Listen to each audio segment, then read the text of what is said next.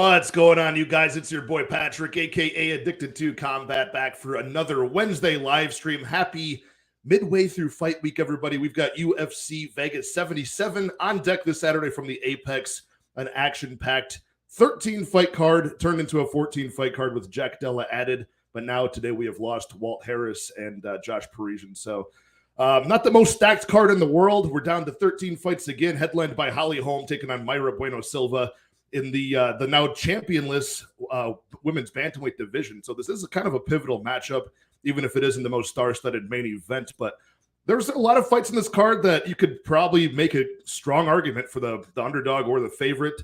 And those cards are always very fun to analyze and pick apart. Probably not a card where I'm planning on trusting a lot of like the money lines and things with my money here, but you got a lot of fighters off of long layoffs, debuting fighters, fighters that just are still searching for their first win in the UFC. But alongside me tonight, I've got Monk, who's very good at the DFS side of things. So if the gambling spots on the money lines don't work out, I'm looking to play some more Draftkings this week. And myself, I'm a beginner, but Monk is an absolute beast when it comes to making money on Draftkings. He's got all the statistics, part of the MMA Engine, and I'm blessed to have him here. What's up, Monk? What is up? I'm glad to be back here. One of my favorite shows to do, honestly. Your chat's already popping off. Love to see that. Yeah, I mean, we don't have a lot from name value here, but we'll try to find some sort of value for DraftKings for sure. Yeah, if we did, I mean, you'd see, my wall would at least be a different color. I'd have that money wallpaper on it. That's for sure. Yeah, shout out to Labrier already in the chat talking. He's been giving me some advice in my comment section on DraftKings lineups and things like that. And I'm definitely going to ask you very elementary and juvenile questions when it comes to just the basics of understanding DraftKings. I'm still not totally up to speed. I know back in I think April when you were on my show for the first time, you really gave me a crash course in like what to look for, and I've used those things and actually made some cash here and there when I do play the DraftKings.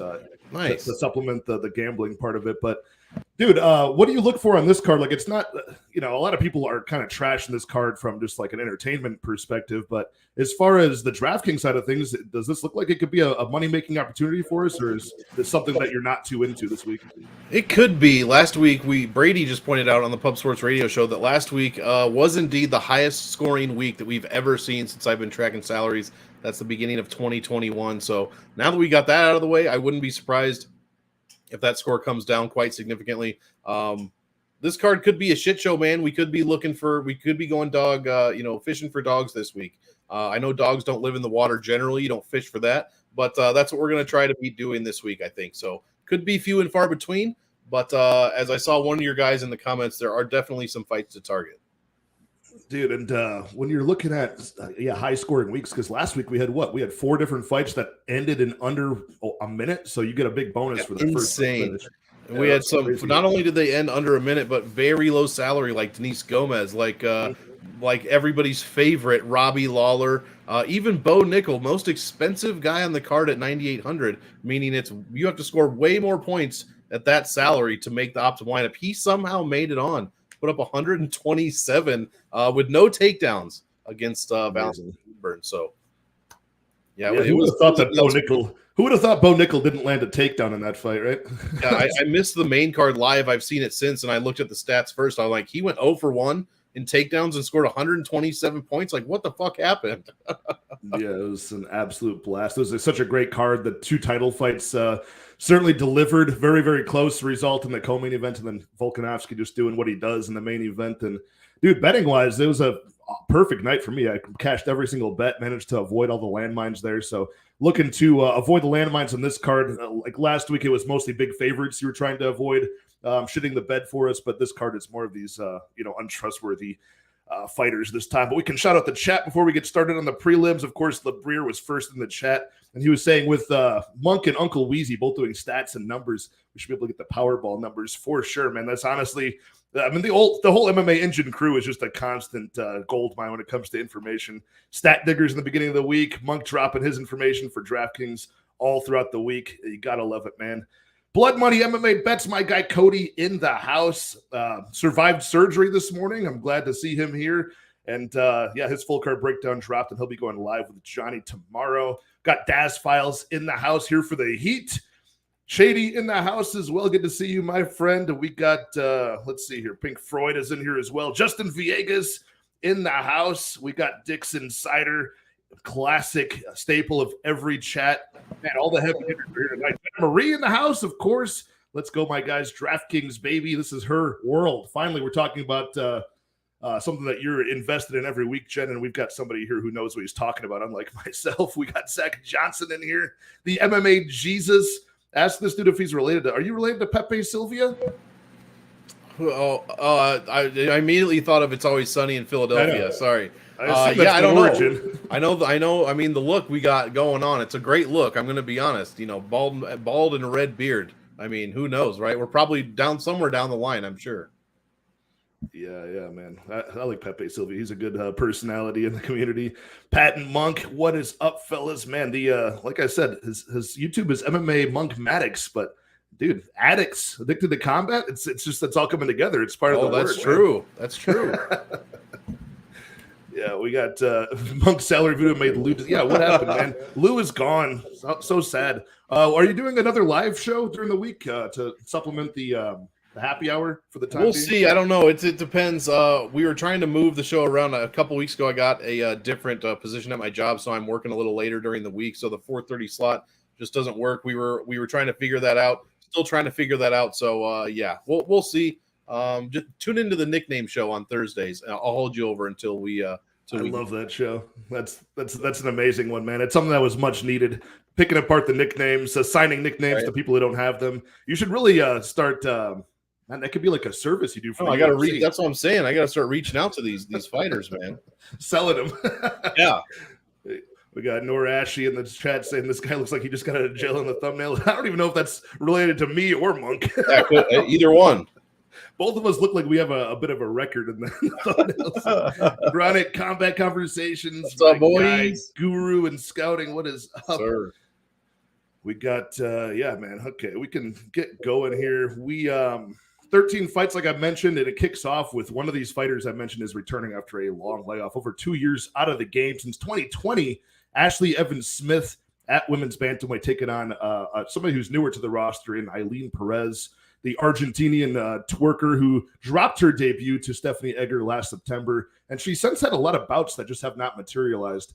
But now she gets Ashley Evans Smith, who's coming off of a USADA suspension, I think some injuries. And at this point in her career, man, she spent most of it in the UFC, but she's, 36 years old now, I think. So, man, Monk, what are we going to do with this fight? Because the money line's a bit wide, in my opinion. I would probably put Eileen Perez, just with her aggression and like just playing the bully in this fight. I would probably cap her as the favorite, but not a minus. What is she now? Minus 200 or more, I want to say. It's something crazy, isn't it? Last I saw was minus 190. Yeah, it's moved all the way up to minus 225. That's insane. Plus 190 for parlaying. People are out here parlaying Eileen Perez. I think so, man. I think it's mostly fading Ashley Evans Smith, who did not look good. Yeah. She's not struck by Norma Dumont, and now she comes back and probably is checked out of the game, honestly, at this point in her career. Like, is she going to challenge for this vacant title at the weight class? I don't think so. And she's got a 6-5 record. So are people right, is what I'm asking, to be fading her this harshly? Yeah, probably. I was looking, always looking to, fade a fighter who, we talked about it before the show, but she does the fake I won fight when she clearly, just got finished by someone in the fight. And then she's calling for a title shot. I should be next. Like, obviously, if that's tongue in cheek, like I can respect that. But I don't think it was, so I'm not going to. I just don't think I can back Ashley Evans Smith. Her only win in her last 5 is to Beck Rollins, and she went to she went to a judge's scorecard. 82.5 points is what she put up for DraftKings. That's not really what we're looking for, even at a low salary of $7,400, especially with 25 other fighters on the card, or 24 other fighters worth of fights. Losing to Vieta, Sarah Morris, Andrea Lee, and Norma Dumont along the way. I just can't back this girl in any kind of money line, in any kind of DraftKings, I don't think. I think we're probably going to see Perez get a win here, and I think it was Dixon that put Perez by decision. I think that's probably fine. I wouldn't even be surprised if she won inside the distance, really. Right. Hopefully not in the first round, because I'm probably going to be fading this one overall. I think 8,800 is a bit too much for for Eileen Perez. She only scored, not even 2 points a minute against Stephanie Ager. And talk about wins not aging well. Definitely the Stephanie Ager fight not aging well at all. No, it's not. It was a bad matchup for Perez, in my opinion, just because Stephanie Ager is somebody who can at least like use her judo skills to flip you to the mat and give you trouble there. That's kind of what Eileen Perez likes to do, is get those head and arm throws, at least what she saw in the regional scene, which was kind of a padded record, but what do you expect out of like Samurai Fight House? She is doing the right thing now, and I think she is training in the United States, so at least she's showing some sort of like motivation to grow and get better at 28 years old. But dude, she just does not seem like the smartest person to back in and make good decisions in a fight. But I think her aggression should override like the technical, if you want to call it the technical striking advantage that Ashley Evans Smith has, the experience she has. But dude, it's 2 years out of the game. I don't know. I think she's checked out. So I'm going to go with Perez. But man, if you didn't get that minus 150 or so on Perez that was out there a couple days ago, I would say probably pass on this one. But I think she does get it done inside the distance. Is like a high possibility. I could see her just getting on top, getting in mount, and then Ashley Evans Smith kind of just folding under that pressure of the strikes there. So yeah, George Gennaro saying only question is, does Eileen pull a stunt? Dude, I think it's certainly possible at minus 225 odds that she does something stupid here. So yeah, do you lead more towards Perez inside the distance or more towards decision? Man, honestly, the more I think about it, I don't even know. I'm hoping for a decision because I want to fade this fight. But if I'm playing cash, I'll probably play Perez. I think she's a safer bet to win. But honestly, if I'm playing GPPs, I don't even know, man. Because what if she comes out and just makes Ashley Evans Smith like look like she's had 2 or 3 or so years off, and makes her look like she's 1-4, and just demolishes her in the first round? What if we see a Denise Gomes moment from last week that a lot of people talked about, but the ownership said that not a lot of people are on? So I don't want to say completely fade it, like keep some in your lineups, especially if you're playing like 150 max. You're going to want like 10, maybe 12, 13, 15%. But just don't go crazy with it, and I think you'll be okay.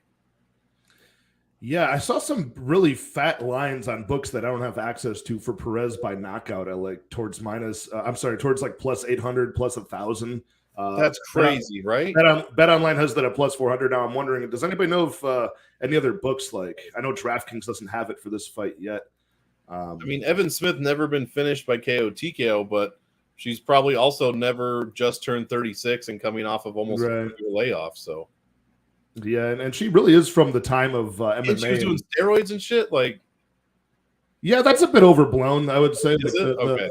The USADA suspension she had was for DHEA, which is like an over-the-counter supplement. Okay. Like, what did Walt Harris just get popped for? I don't think it was released yet. He's the only person who released anything that was USADA related. Like, he wanted to get ahead of the issue. He's trying to pull a PR stunt, and yeah, he's like, guys, you're gonna hear it from me first. It was a USADA. Yeah.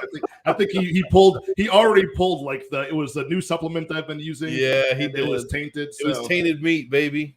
Yeah, the heavyweights that are 40 years old, they're a much more prime suspect to be using something that's going to really affect their performance.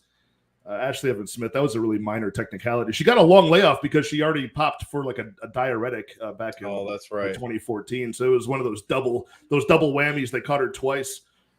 But yeah, okay. So this is a fight we're probably going to fade. We're going favorite here, but there's no way we can trust her. So we can move right along to a fight that this is one of the few fights I have a money line bet on at 155. We got Carl Deaton taking on Alex Munoz. Another fighter in Munoz who's coming off of a 2-year plus long layoff. He did have like an ACL surgery he had to get taken care of. I think even twice he had to go back and get it redone. But he's a D1 collegiate wrestler, man, and he's 0-2 in the UFC at this point to Nasrat Haqparast in a short notice debut, and then to the Violent Bob Ross. How's that for a nickname? That's a long missed one. What was that? I always forget his actual name, Luis Pena. So we were highlighting. Everybody thought it was because he looked like Bob Ross, but it turns out he was more super violent than he was like Bob Ross. Dude, honestly, what a fall from grace. But Munoz, yeah, he lost a very close split that I thought could have gone his way to Pena. Deaton, we just dropped his short notice debut against Joe Selecki. No shame there. Got controlled, submitted pretty easily in round 2. So it's going to be like that well-rounded, like journeyman experience of Carl Deaton, who's not really good anywhere, but he's just decent, in all aspects. But his takedown defense is pretty piss poor, which is why I'm betting on Alex Munoz, who's a really good wrestler. His striking pretty much, it's just rudimentary, wrestle boxer, big overhand rights and things like that. Simple 1-2s that are kind of clunky, but I think he could just challenge the wrestling, get the double leg takedowns, and get all the control time in the world and cruise to a decision here. So I know it's a lot to asking somebody to, come back from major surgical repair, a long layoff, but I think he's young enough. He's been training at Team Alpha Male, and he's just got like more of the raw talent in this fight. So at minus 150, I put a unit and a half on him. How do you plan to attack this? I know you guys like your wrestlers in DraftKings. Is this somebody who's just not dangerous enough to score well, or what are you making of Alex Munoz here?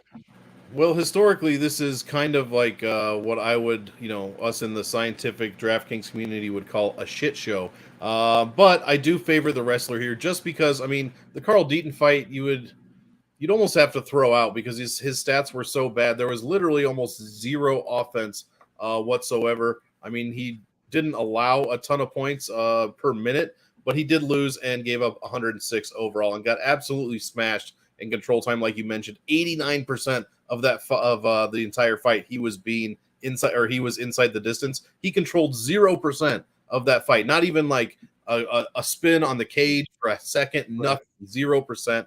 Munoz on the other side, not great numbers until you get to his inside the distance, where he scores 10 points a minute. And he allowed just 0.4 points a minute so far.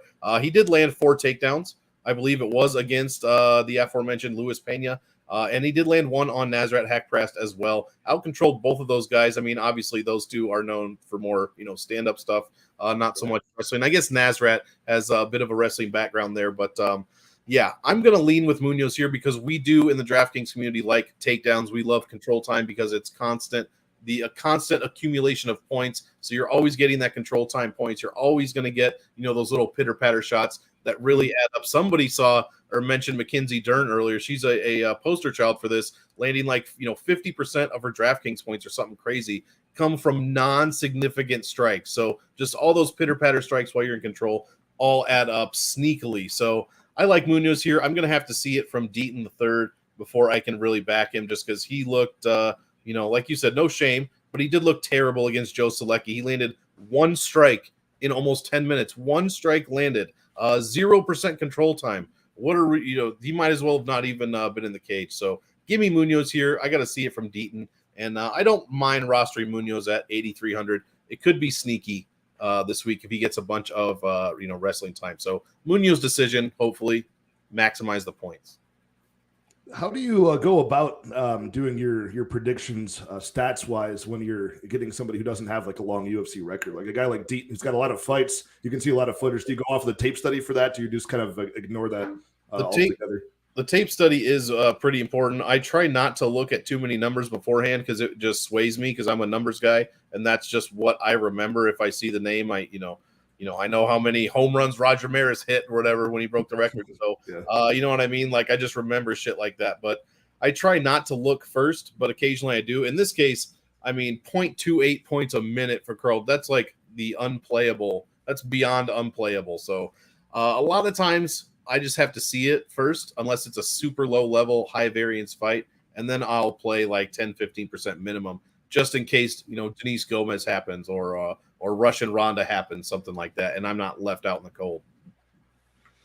Right. That's true, and that's the last thing we'll talk about here for Carl Deaton. So occasionally, if you want to win, cash, you pick winners. If you want to win big GPP tournaments, the big tournaments, you have to get contrarian, and that would be a thing like everybody's on Munoz, so I'm going to be playing Carl Deaton. He might be 12% owned, and I now have 30% of him. I'm 18% above the field, and that much closer to a takedown if he does get the win. So there is a science to that as well. That's about the only science I've used so far. Besides things that you've told me, but there's always lineups where I'll have, say for some reason I had, and just to use this fight as an example, I had my whole bankroll was on Alex Munoz. I would put a bunch of lineups with Deaton in it. That way, at least I'll get that going if he shits the bed dramatically. The old DraftKings hedge. Yeah, exactly. That's about as much as I've invested in it so far. But yeah, no, AJ's correct, man. Carl Deaton's certainly got all the experience. He's a scrappy guy pretty much everywhere, but he gets into these weird scrambles and he gets excited and still jumps for submissions where he shouldn't. And I just think he's built up some bad habits fighting like low-level competition. If he does it against Munoz, I don't think he's going to be successful. I think he'll just end up on his back and control like he was last time. So just a small bet there. I do feel kind of guilty about trusting somebody off of this long layoff and Munoz, who doesn't have like a long pro record to fall back on. And I can say at least he did these things, before his layoff. But I just trust in like just the talent that he's got to develop, and he's still young enough to do so. So hopefully he comes back, and hopefully he doesn't just pull like a Cain Velasquez and like just his knee just rebuckles like 30 seconds into the fight. So goddamn. But what do we have here? Labrie talking about some anabolic stuff. Was this for Walt Harris when he popped like years ago? Because he's 40 now. Yeah, he is 40. Yeah, the tainted supplement, man. It's always such a perfect excuse because a lot of supplements are tainted. but all of these people are definitely using things to intentionally gain an advantage. Why wouldn't they? You know what I mean? So, but there's always a good. It's funny that they pass the blame to the poor supplement companies who are like, no, our product's good. Stop it. But we actually clean our shit. Yeah. yeah. But that is a thing in the supplement industry. Is always first batch. First batch, you release it. They put a few anabolics in there, a few orals at a low level, just enough to get people getting some sides and feeling a little extra oily. And then they're like, I'm going to keep buying this. This shit's good. And they take it out before they get, investigated. So that does happen. It does happen. But yeah, man, we could move right along to a very fun fight. This is one of the more like talent-rich fights on this card at flyweight. We got Tyson Nam, who is 39 years old at this point, but still has equalizing power. He takes on Azat Maksum, who's making his debut, a 16-0 undefeated professional from Kazakhstan, and he's been tearing it up in like Brave CF, Octagon over there in the Asian regional scene in Kazakhstan, and he's a well-rounded flyweight that can kind of match the power of Tyson Nam, in my opinion. You see that one-hitter knockout power from a 125er, and it's certainly something you should keep an eye on. Then you see Maksum can wrestle as well. So his grappling is clean. His striking is clean.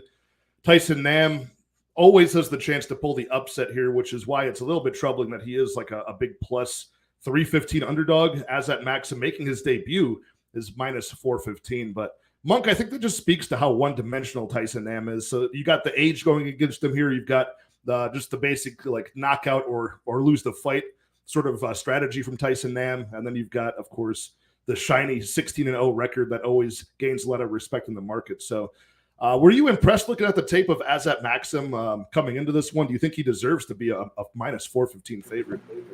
I mean, I don't know about a minus 415 favorite against someone I would, use the term UFC veteran with in Tyson Nam. But then you look at the numbers for Nam, and unless he's getting that first round knockout, I mean, he's doing like nothing at all. I mean, he scored 105 against who was it? Who was it?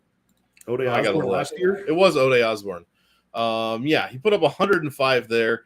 He put up 125 against Adeshev. But if he's not getting, that early knockout, I don't know what he's going to do here. Also, he's very close to 40 years old. I'm really close. In fact, I am just barely over 40 years old, and I don't feel that great, man. I can know what Tyson Nam's going through. Obviously, Mr. Nam in much better shape than I. Little buff boy, Tyson Nam. But, I don't know if I'm ready to fade anyone that has an undefeated record that carries that flag out with them and wears an animal on their head. Like, I've learned my lesson with Shavkat. Now he's one of my, favorite guys. Love watching the guy fight. I don't know if I can back Tyson Nam here, even though he is the UFC veteran.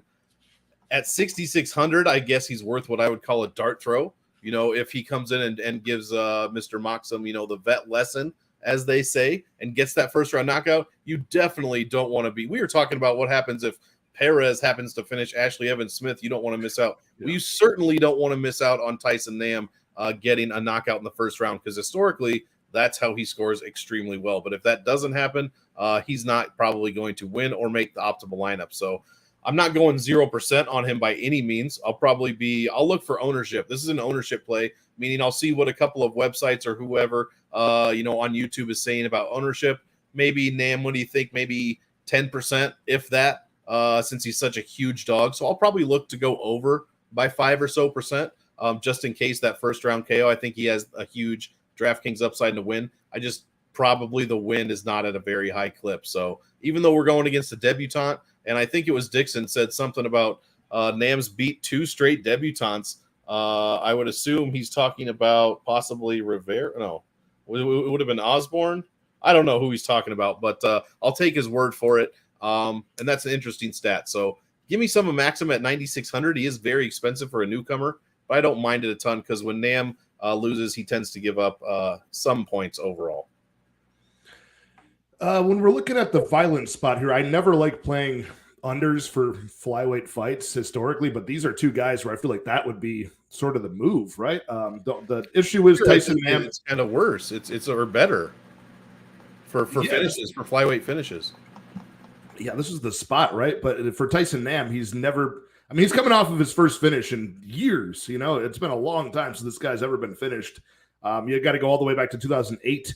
And then he took a long break of not getting finished in a lot of fights. And then last time out against Bruno Silva, he got kicked in the face and then, clubbed and subbed in round 2. Is that a sign of his durability cracking, or do you think that was an outlier? It's just so hard to tell. So what do you think about the under being what are we at now? I just had it and I lost it. We're looking at Tyson Nam, Azaitar, Maksum. The under 2.5 minus 140. Man, I wish I got some plus money on that. What do you think about that? Do you think this does end in knockout for one of these two guys, or do you think Azaitar Maksum would win this by decision? I lean finish, I think, and yeah, I wish there was a little bit more meat on that minus 140 bone. That's for sure. Nam has KO TKO'd 3 times in his career, subbed once. We're looking at a guy who's finished 11 out of his 16 fights, 5 by KO, 6 by sub. So, much like Shavkat, he'll finish you from whatever direction he feels like it at the time. So, yeah, I do think this one finishes inside the distance. I'm hoping for it anyways because I'd like to get to the $9,600 salary, but my guy that we'll talk about soon, Don Giacomo, is also on this card again. So I don't know how much 96 I'm going to be able to get to. Could be an interesting pivot, though, off of Jack Della Maddelena because a lot of people are going to be on him this week, the biggest favorite on the card, and he's fighting against, someone named Basil. So, yeah, let's go. Maybe Azat's ownership will now come down a little bit, and you can get some more leverage on that $9,600 play. But, yeah, as I said, keep some Nam in there as well because historically this is going to kill you or get killed. Yeah, I mean, Labrier is saying something that this is my only hesitation with betting the under, especially paying chalk for it, is they don't throw a lot. Tyson Nam is super, super low volume. When he lands, devastating, but when he doesn't, both of these guys are very patient strikers. Like Azaitar Maksum, that was my only criticism, really, of the only weakness in its game is he kind of does wait for the perfect moment, and if it doesn't come, maybe it doesn't. But so far, he's been getting those finishes. But like if he just stands around waiting, I think round 1 could be super inactive for both guys until like 3 minutes in potentially. I've seen Azaitar Maksum, and I forgot what fight it was, but one of his more recent ones, he just circled and stared at his opponent for like 3 minutes, and then like the first strike he throwed like knocked the guy out. So that would be my hesitation here. And then the second point of Labrier's comment, Nam is very good at defending takedowns. Yeah, he's athletic, very fast. But he hasn't been threatened by a lot of takedowns. I think only Kaikar of France, like in the last round, was threatening with him, maybe Bruno Silva in their last fight as well. But he hasn't really faced a lot of takedown threats against him. So I do think Azaitar will have success in all areas here, but I'm going to stay off the under in this one. I saw Jenna asking about these, if you're playing $3 contests, how many lineups should you have? I think the $3 like haymaker, I think it's called. That's a 20 max. I think that's a good number for any, other than like small, super small, like heads up cash. Obviously, you're going to make one lineup, maybe a backup if you feel like, maybe a couple if you want to, you're feeling froggy. But if you're playing the big GPPs, I think 20 is a very good starting point. The math works easily. You can say, I want 15% of NAM and I want, 35% of, JDM or whoever. So I would start with 20, especially in like a $3 contest. But even if you threw together, even if you hand built like 5 or 10 lineups, I think that's a good start as to, how kind of the flow is going to go, what you're feeling for the card. And then you can throw that information into like an optimizer or something and generate those 150 maxes and throw them in. But I think 20 is a good number. Okay, good. Yeah, because I dabble in pretty much all price points of these things, but yeah, I like those $3 ones. That just feels like it's just like a free play. It's just like you just throw these together real fast. It's just a bunch of it's like a scratch off ticket. Yep, $60. Yeah. You can max it out. You know what I mean? You can get a little weird with 6 or 3 or 4 lineups, and you can make it kind of interesting. Yeah, good question, Jen. I had that question too, but it's something I forgot to ask. And then you can get questions I have are so basic where it's like, how many lineups are people playing on a weekly basis? I never really knew. I'm just making endless ones, and still doesn't seem like I see some people's screenshots. I'm like, holy shit, you've got way more than I do. A lot of those people are throwing it in the optimizer and just hitting generate lineups. It makes perfect sense, man. I'm doing it like a poor Amish boy, just doing it by hand. Me too. Pencil on paper, baby. Let's go. That's how I still take notes. I still write on pads of paper and shit. Yeah, same. I've got a filing cabinet full of notes on every single fight for the past couple of years. I go through pens like crazy, dude, and notebooks like crazy. What is up, Kyle Marley in the chat? What's going on? Big Marley. Saying us up, bro. Good to see you in here, man. Awesome. Yeah, I saw part of your show with Dan Levy today when I was at work too. So I have to go back and rewatch the second half of it. But awesome work there, man. Good insight, and good to have you in here, man. We'll have to do some content together. Let's see here. What else we got? Dixon also say 100% takedown defense for Nam. Yeah, like I said, he hasn't been challenged by too many people. AJ saying take Basel. Oh, we'll get to that one eventually, man. I'm excited for that debut. I like the debut of this guy more than the debut of the potential Josiah Harrell. Wasn't that crazy? He had some crazy some MRI feedback. I forgot what it was. It's something with his brain, right? Like something that would cause his brain. I forget who I was listening to this morning on the way to work. Something with his brain. They wouldn't let him fight because it was like something that they found during a regular physical or something. Mm-hmm. So best wishes to that. That's nothing to fuck with brain stuff, obviously. So hopefully he can get to some sort of neurologist and get that taken care of. We can actually see him maybe make a debut. So we'll see. No, I wish him well, but at the same time, Monk, doesn't that sound like the perfect excuse not to get embarrassed by Jack Della Maddelena? Oh, 100%, dude. I have an injury. Like, oh, what, does your tummy hurt? Like, nah, motherfucker. He's like, no, doc, make it sound real. Make it sound like there's something really badass happening. Make it sound like I'm dying. It's like, all right.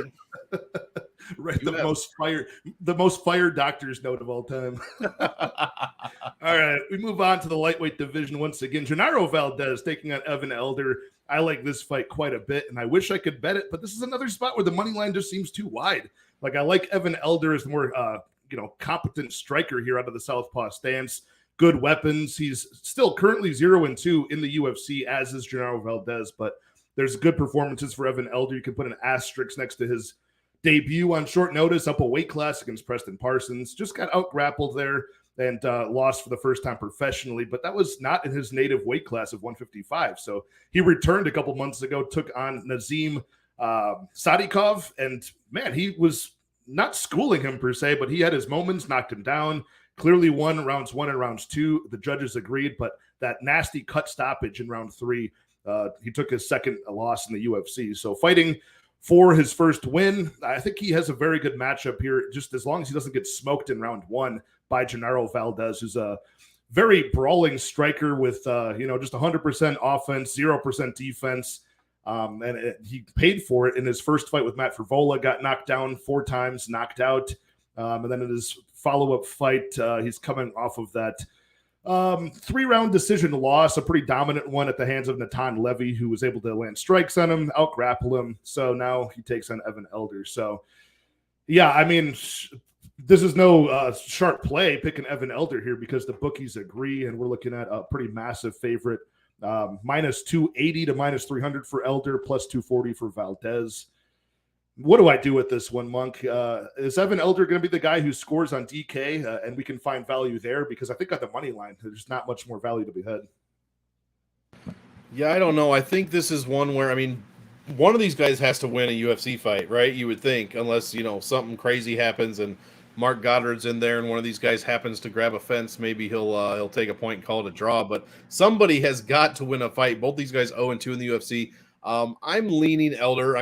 That's not a reach. He's 9,400. He's a huge favorite this week. He did score 48.5 points in his loss to Sadykhov. So that is a decent floor. I'm willing to put a little bit of money behind. Even at 9,400, I prefer him for cash games over GPP. Okay. Well, maybe until I'm about to say this. Genaro Valdez, I like him as a dart throw, meaning, like I said, one of these guys has to win. And if it's not Elder, I now own that sounded bad. I now own on DraftKings Valdez for $6,800. I've got a lot of leverage there. So that's not terrible. However, in his 2 losses so far, Genaro Valdez is averaging 126.91 points given up on average. I mean, a lot of that is the Frevola fight, in which he gave up the highest score of the entire year in 2022 of 158 or something points like that. He got knocked down like 4. Speaking of guys stopping fights too early, there was no stopping that Valdez fight. Apparently, the ref needed to see death in that fight before he was going to stop it. So Frevola scored a shitload of points.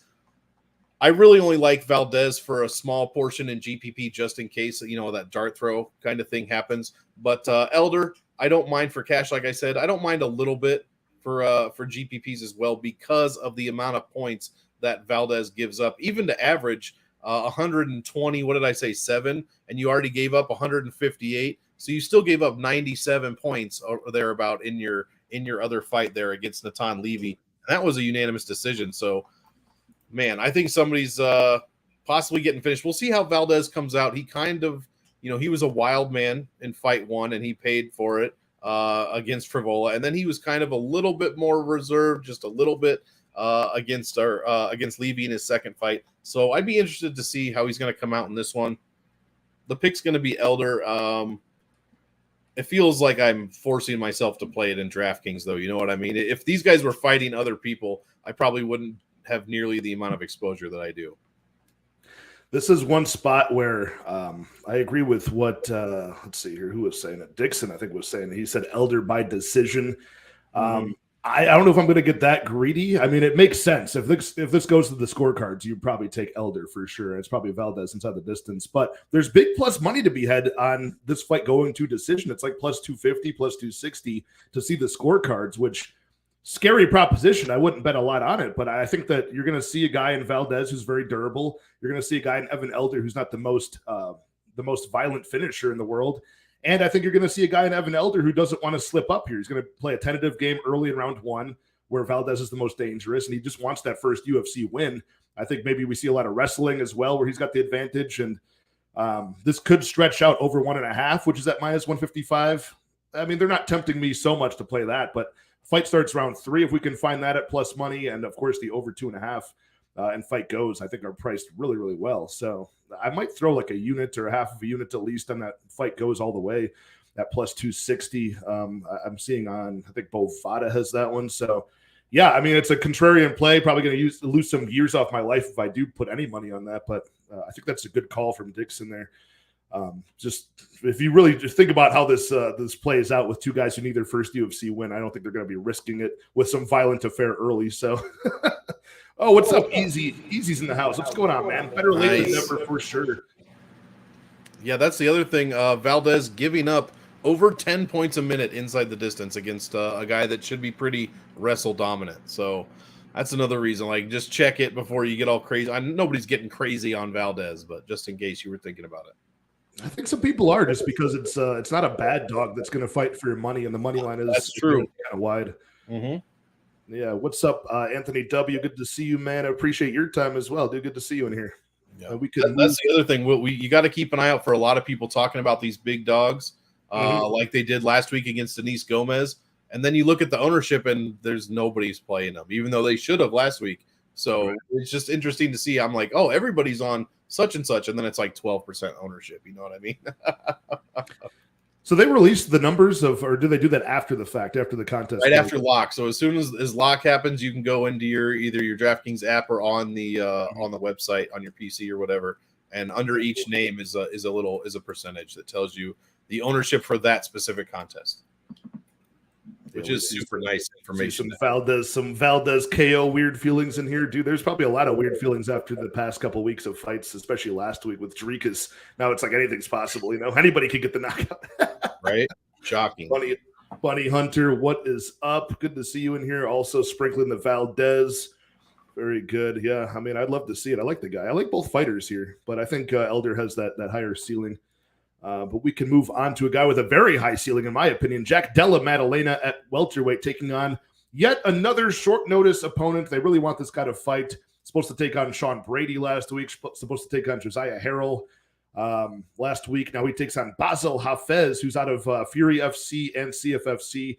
And this is not a bum. This is not like just some unknown guy. Like, he's fought a lot of guys who have been, at least on the higher end of the regional scene, talent level guys like Evan Cutts in his most recent fight. He fought him twice.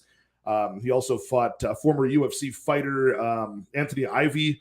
Not a great UFC fighter, but at least a solid regional level guy. And he beat him in a fight that, could have been ended within like 30 seconds. But, Basel Hafez loves his BJJ so much. He's a high-level BJJ player, very strong in the grappling, and his striking is rudimentary, but he does swing a very big clubbing overhand right, and that's what found the target on Anthony Ivy. Crumpled him within like 10 seconds of round one, but instead of just following it up with a few strikes and the ref stops the fight, he jumped on his neck. That didn't work. He went and tried to, I think he jumped triangle on the guy. That didn't work. And it ended up going all the way to a split decision where you could kind of see limitations to Hafez's game, in my opinion. He's a very powerful, explosive guy with an 8-3 record. And I think his best chance to win this fight is in round one, getting this fight to the mat somehow, sticking to Jack Della like glue, and transitioning wisely to like a dominant position, which he's good at, but it's only like within one round. Then he gets really, really slow. No hand speed in his striking after that point, and I just think Jack Della can probably pick him apart in this fight. But I do think Valdez is good enough to be in the UFC and win some fights here. Were you seeing what I was seeing, or am I way off on my read on Mr. Hafez? No, I think the read's fine. I just think I'm probably biased here. Jack Della, I mean, this guy's a DraftKings like golden boy, making the optimal lineup in 3 of his 4 UFC fights. He scores basically more points than anyone for the most part. I mean, 8.7 points a minute is a crazy high number. And this is over 4 fights. Yes, they've all ended in the first round. Also very, very good for DraftKings because you get 90 bonus points for that first round finish. His lowest score was his last fight against his toughest opponent, 106.85. All 4 of his wins well over the 100-point mark. And he even put up 125.82 against, UFC vet, whether you think he's high level or not, Danny Roberts.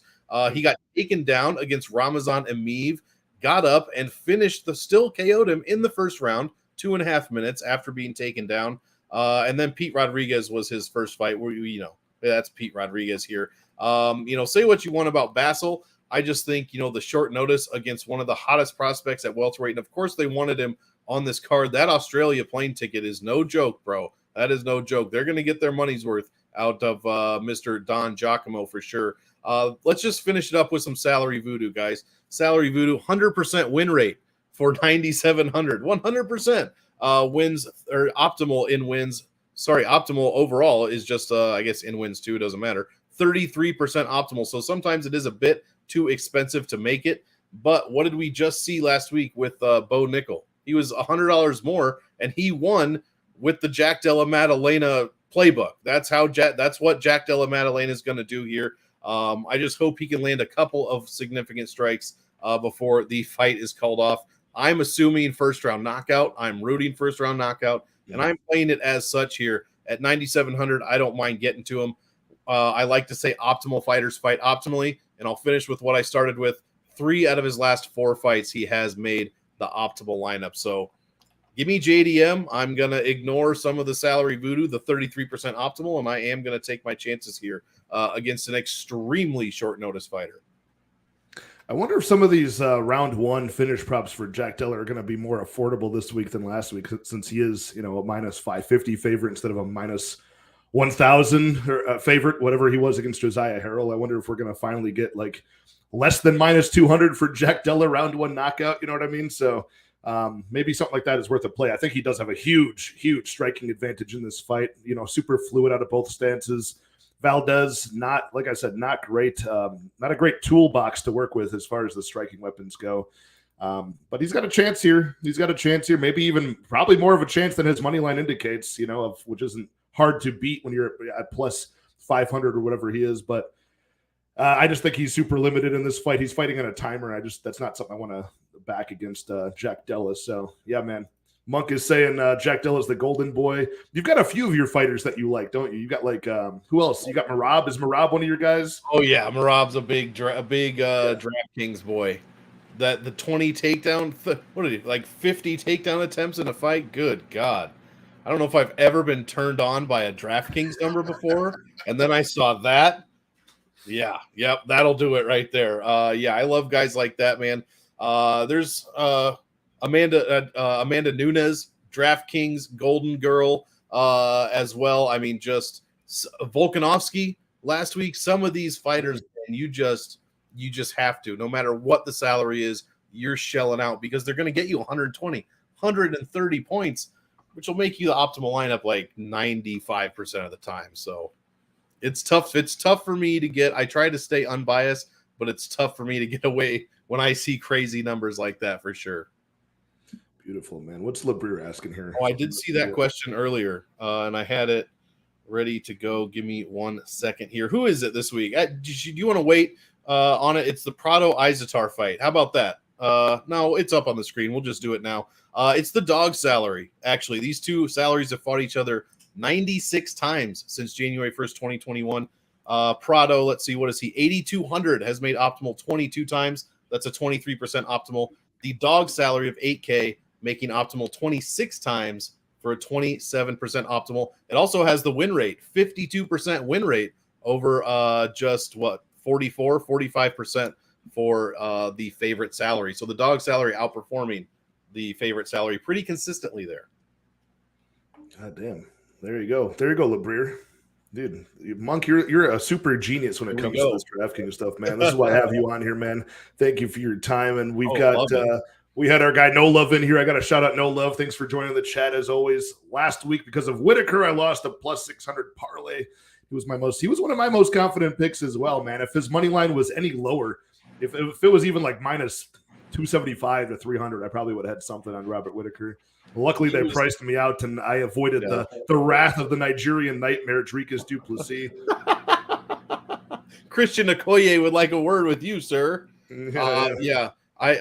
He was the one. I got my two dogs in the first of the nickname parlays.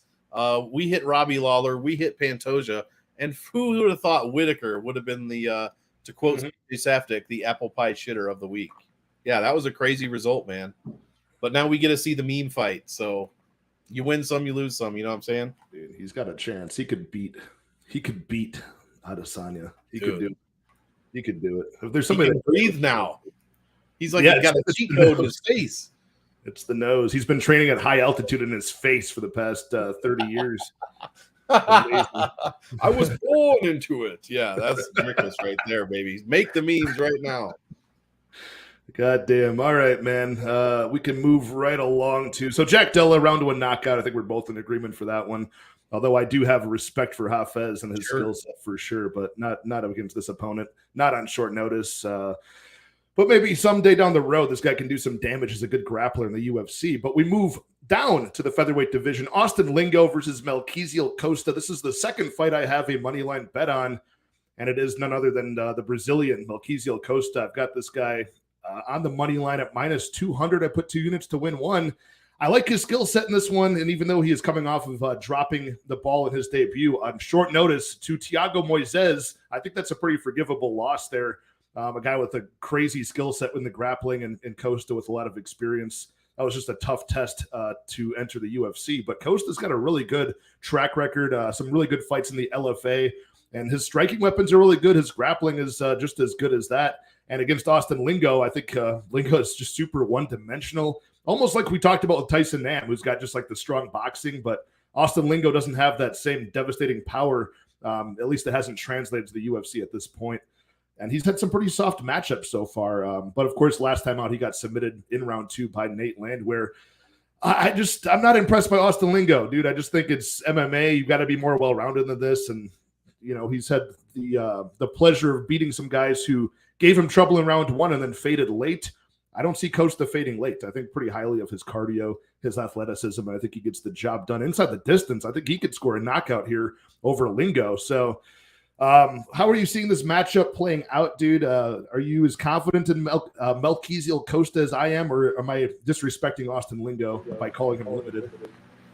No, I don't, and that I don't think you're disrespecting him. We were trying to figure out another L nickname for Austin Lingo because he doesn't really put anyone's lights out, and I think Austin Limited Lingo is a great option there. So I'm gonna take that if you don't mind. Is that really his name? Lights out Lingo. Austin Lights Out Lingo. It's a good on paper. It's a good name. Just don't watch his fights and you wonder unless you're talking about even he doesn't get it. He's never been KO'd. I don't know where it comes from. It does sound good though. Some things just sound good when you say them. I don't mind the play on Costa. I'm personally not confident just because I don't know. You got to watch your fight tape on this one. I mean, like you said, he took the Thiago Moises fight, which is no freaking joke, on extremely short notice. He scored not even 1.5 points per minute. I mean, very minimal scoring. Only landed 23 strikes, got taken down 4 times, controlled forever.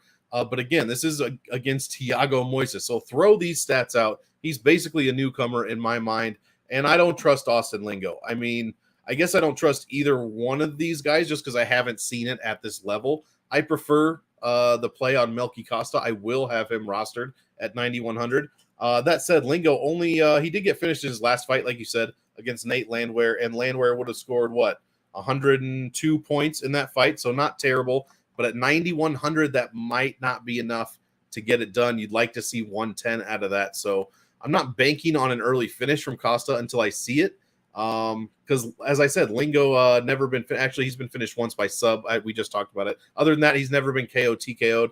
But he is cheap enough for what I would consider another dart throw this week. So give me limited exposure to Austin Limited Lingo. Wow, it's official. His name is now limited for sure. I did not even do that on purpose. I promise. And give me some decent exposure to Costa. I'd like to see his ownership. If I had to guess now, 9,100, JDM's up there. There's some other people up there. He's probably going to be 25% range. If I had to guess, 23, 27%. So I might go a little bit over that, hoping he gets a decision or a finish win over Lingo. But at the same time, I'm not counting on it. I'll go more ownership next time if that's what happens this time, if that makes any sense. I want to see it first. Yeah, I like the idea of a finish for Melt Costa here. I think he's really capable of it. He attacks the body very well. We saw who was it? Luis Saldana have success with that over Austin Lingo. Lingo also got taken down like half a dozen times by Yusuf Salal. He lost that fight. And that was a spot where I could see that skill set fitting in for Costa and his grappling. So I just feel like there's a lot of different angles where he could probably get something going leading towards a finish. So, yeah, I mean, I'm pretty sold on Costa here. Again, the guy who doesn't have a win in the UFC, still a little bit younger, a little bit newer. So I'm not going crazy. I'm like a giant, big money bet here, but just 2 units to win one on that money line. I think that was pretty solid. I'm pretty sure that money line's the same point right now. Yep, sitting at -200 for Costa, +170 for Lingo. Might be looking at some of those finish props too when they drop those. I don't think they have them on DraftKings just yet, so maybe we can find something there within like 1 or 2 rounds. I would say he could probably get that finish. So, yeah, I like that one. But I'll definitely go back and listen to your advice on rostering him because I think he's got a good ability to score points. Not only the strikes, the takedowns, the finish possibly. I think it could be a good time for good old Melk Costa. He's a good personality, man. It would be nice to see this kid do well because, like I said, I'm not counting that first fight. But if you did, he lasted 9 minutes with a killer. You know what I'm saying? And looked, didn't look great, but looked game for sure. Yeah, absolutely, man. And that's a guy. Yeah, he lasted longer than Yagos did, right? So that's like counting for something. I was going to tell you something about a nickname. I forgot. It just slipped my mind. Oh, I was in the gym and one of my training partners was asking about. We were just talking about fights that have happened this year, and he says, "Who's that bitch that got her face just destroyed over 3 rounds, but she just wouldn't go down?" And I was like, "Who is that?" Oh, and then I was thinking about. I was like, "Lucky. Who's Lucky? Lucky Lauren Murphy." I was realizing how good of a nickname that was today, chuckling to myself, thinking I got to bring it up to Monk because she won so many split decisions. It seemed to almost like write itself with her nickname. Right, plus the Irish name at the end and then Lucky, you know what I'm saying? It really does fit. You got the double L's right there. But yeah, she did. She was not lucky that night. That's for sure. No, no, not at all, man. But we move on to, speaking of women's violence, we got a women's strawweight fight here. 115 bout. Estela Nunes, 0-3 in the UFC, looking for her first win. She takes on the debuting Russian grappler in Victoria Dudakova, who's off the Dana White Contender Series. As an underdog, Dudakova came through at like plus 250 odds and got a decision win. I think it was 1-1 going into round 3. And she had to work through, I think, some sort of a knee injury that looked to limit her in that fight. But she was able to still get the takedowns going. Seems very athletic, lifelong athlete, and she does score those takedowns. But her striking is just rudimentary. So she's at a big disadvantage in that realm against a good Muay Thai striker in Estela Nunes. But so far, Estela Nunes, Monk, she's been dropping the ball after round 1. She usually has a strong showing in round 1, can counter strike effectively. She's pretty snappy, good combinations, but then people figure her out. They realize they can take her down, submit her like Carnelosi in her first fight. Sam Hughes was even able to listen to her corner, start putting together some takedowns in round 2 and round 3, narrowly winning that fight. And then most recently it was Yasmin Howergy was able to, again, survive getting knocked down in round 1 from Estela Nunes, but figured her out and put her away with strikes in round 2. So what do we do with this fight, man? Like, I just don't feel like we should be trusting Dudakova at these odds. You know, she has come back down to like a minus 200 favorite to Estela Nunes, plus 170 underdog, the same odds as the last fight we just talked about. I like Dudakova, but again, she's young, she's undefeated. Just seems like that is never a good recipe. Like, I'm always skeptical of these young fighters that haven't been humbled yet. And I feel like if she can't get the takedowns in this match for some reason, I think she might get eaten up by strikes. And I don't know how she's going to respond to that damage from Estela Nunes. So I don't want to trust either woman here. You know, I got a 0-3 Estela Nunes, who's not a big enough, plus money underdog for me to really back with any reason. And I got the minus 200, young debuting fighter here. Like, what do I do with this one, man? On DraftKings, do you like Dudakova's skill set as a grappler to score time and score some points? Oh, for DraftKings, I'm targeting this fight as a whole. Want like a ton of it, a ton of it. Obviously Dudakova, first of all, is 9,300. That is a huge price tag for a debuting fighter, especially a women's fighter, especially at 115. That's a big freaking ask right there. She's only 6-0, but has looked, decent against no-name competition for the most part. And now she's fighting a UFC fighter with 3 losses under her belt, getting a 4th try at getting that win. So yeah, and when you just said Nunes cannot grapple, now they paired her up against a grappler in Dudakova. So I'm going to be playing Dudakova as well for the reason, and not even so much for Dudakova, like all that, throw it out the window. Let's see. Ariane Carnelosi made the optimal lineup.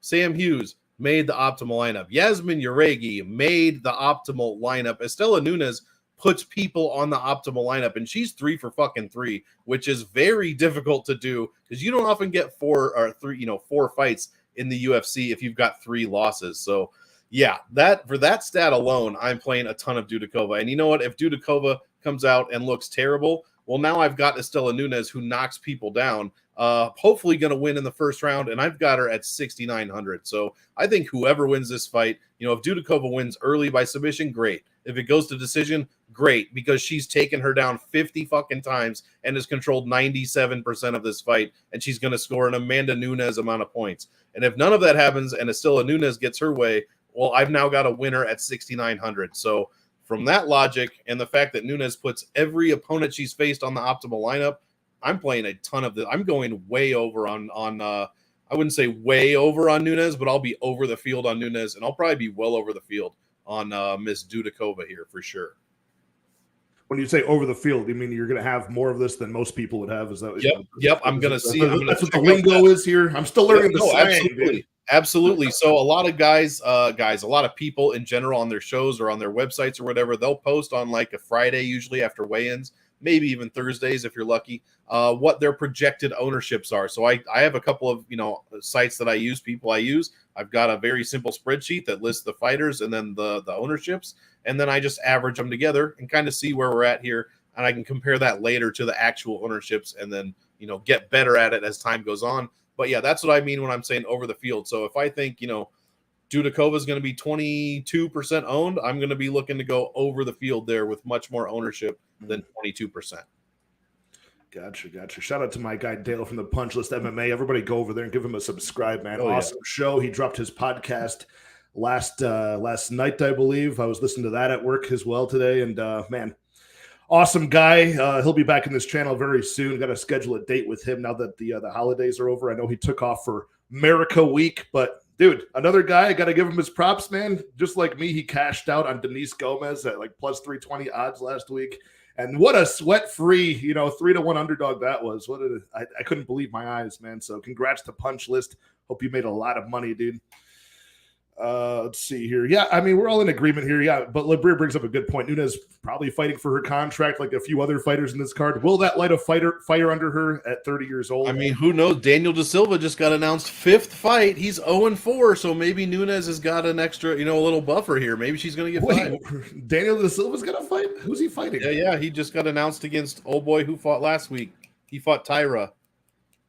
Oh, Jesus Edgar Perez. Oh, Edgar Chira. Sorry, I missed that. Yeah. Oh, really? That's crazy. Yeah. What is he? Keith Jardine? That's like the only guy that they kept who had 10 losses in a row, and they're like, this guy's exciting. We'll keep him.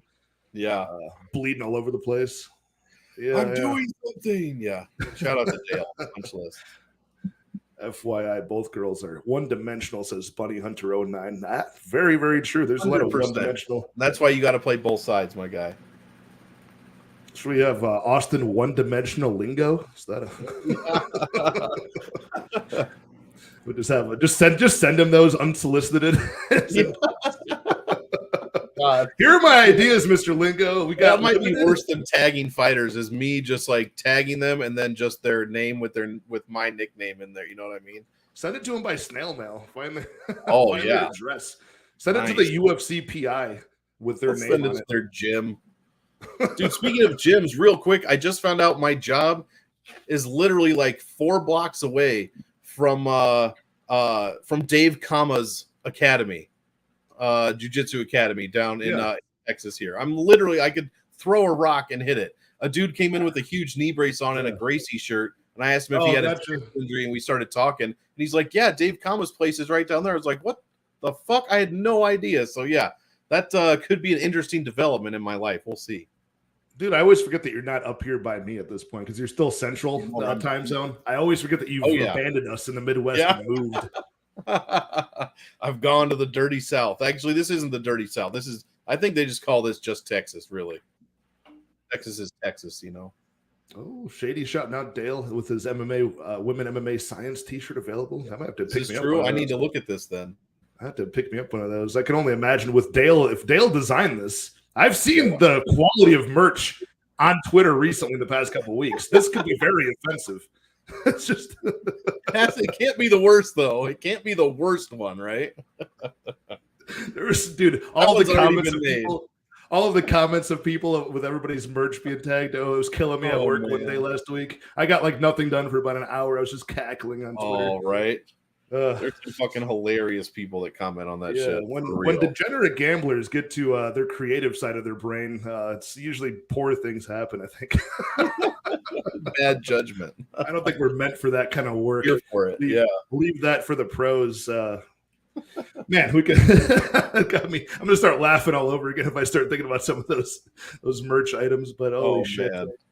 All right, we can move right along to, I think this is the last fight on the prelims we got, but we're in agreement. We like Dudakova in that fight, but dude, too big of a favorite.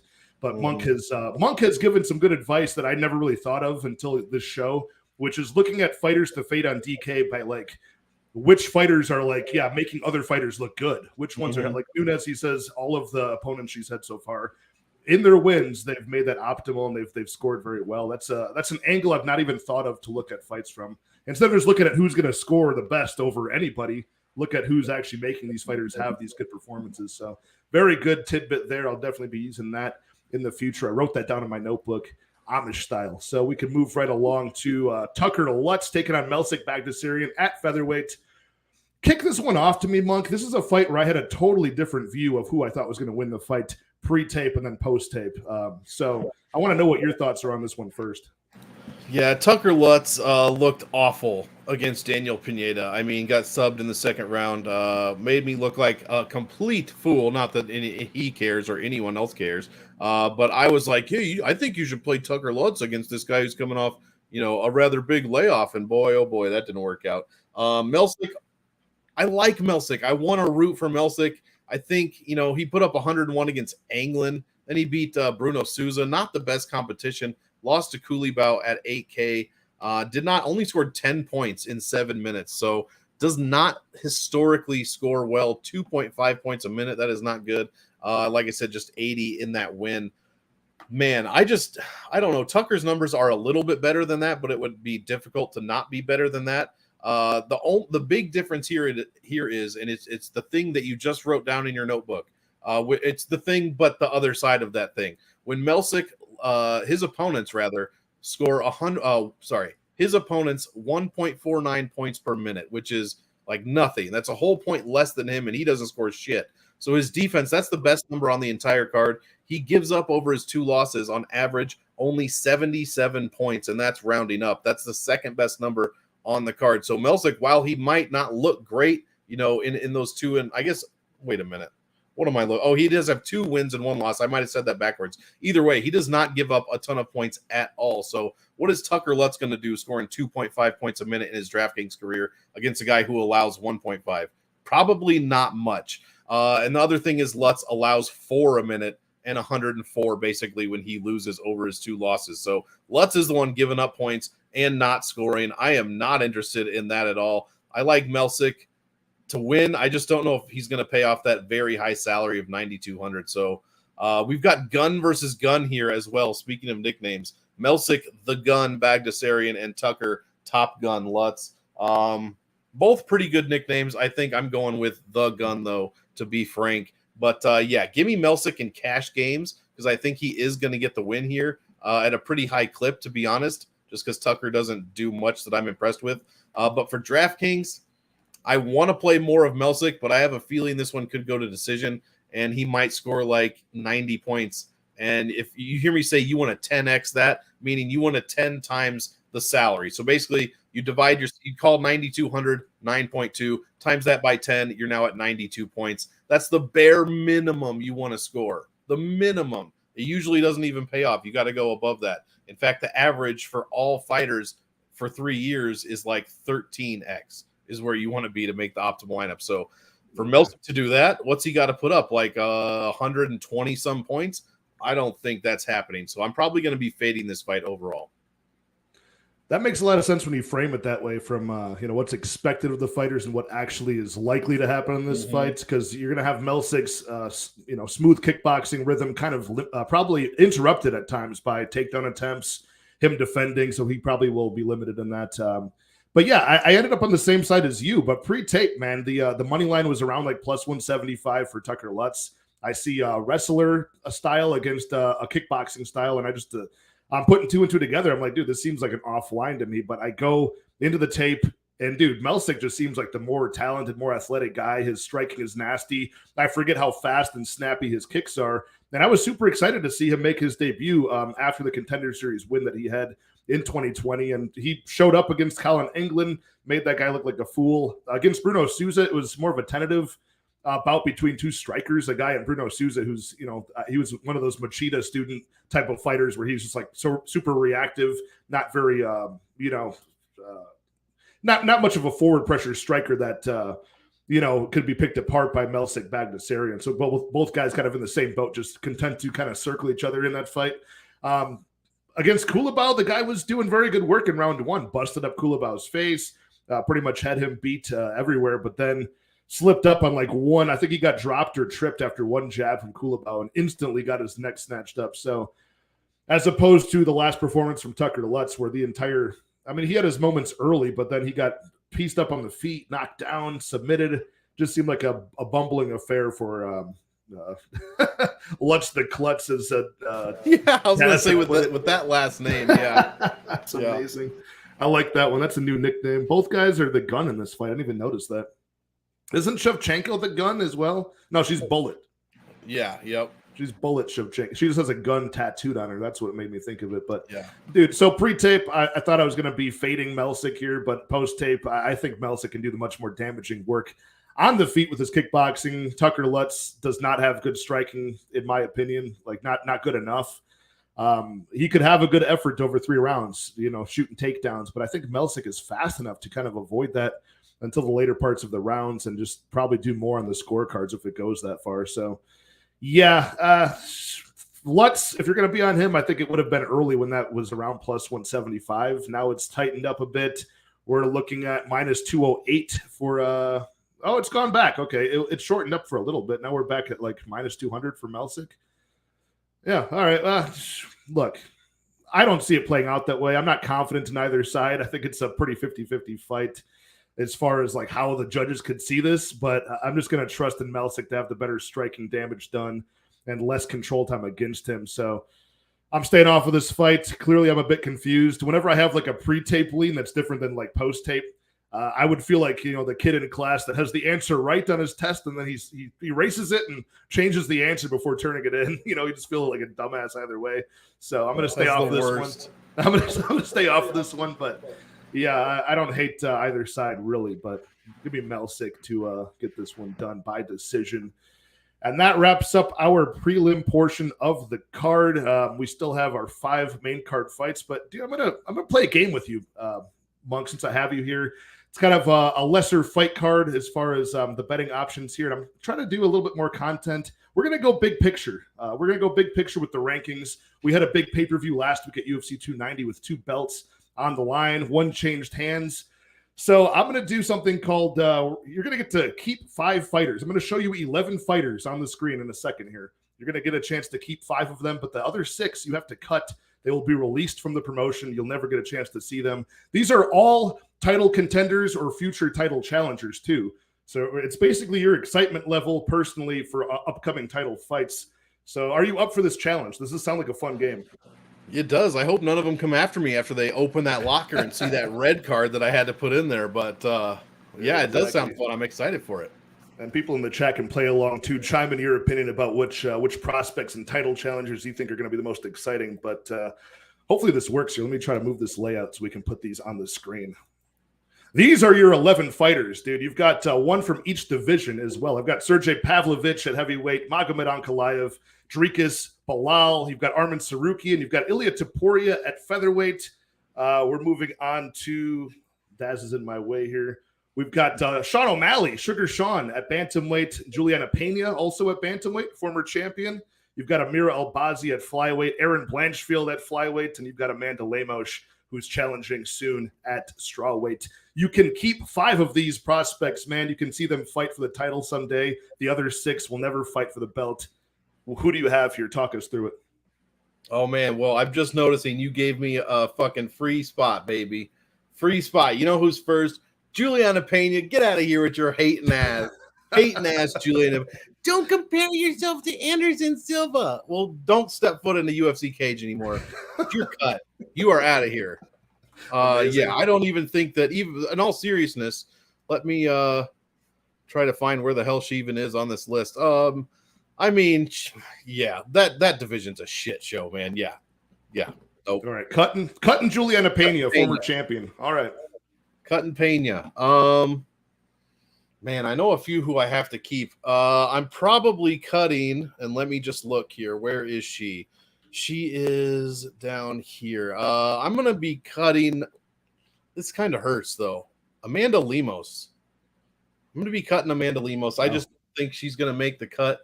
This is getting real sexist real fast, Mike. I know. I didn't one female. I did, but okay. Let me. Don't let me sway you with my. No. Let me balance it. I was gonna say the one who is staying. There's no way I'm letting Aaron Blanchfield go. No way in hell.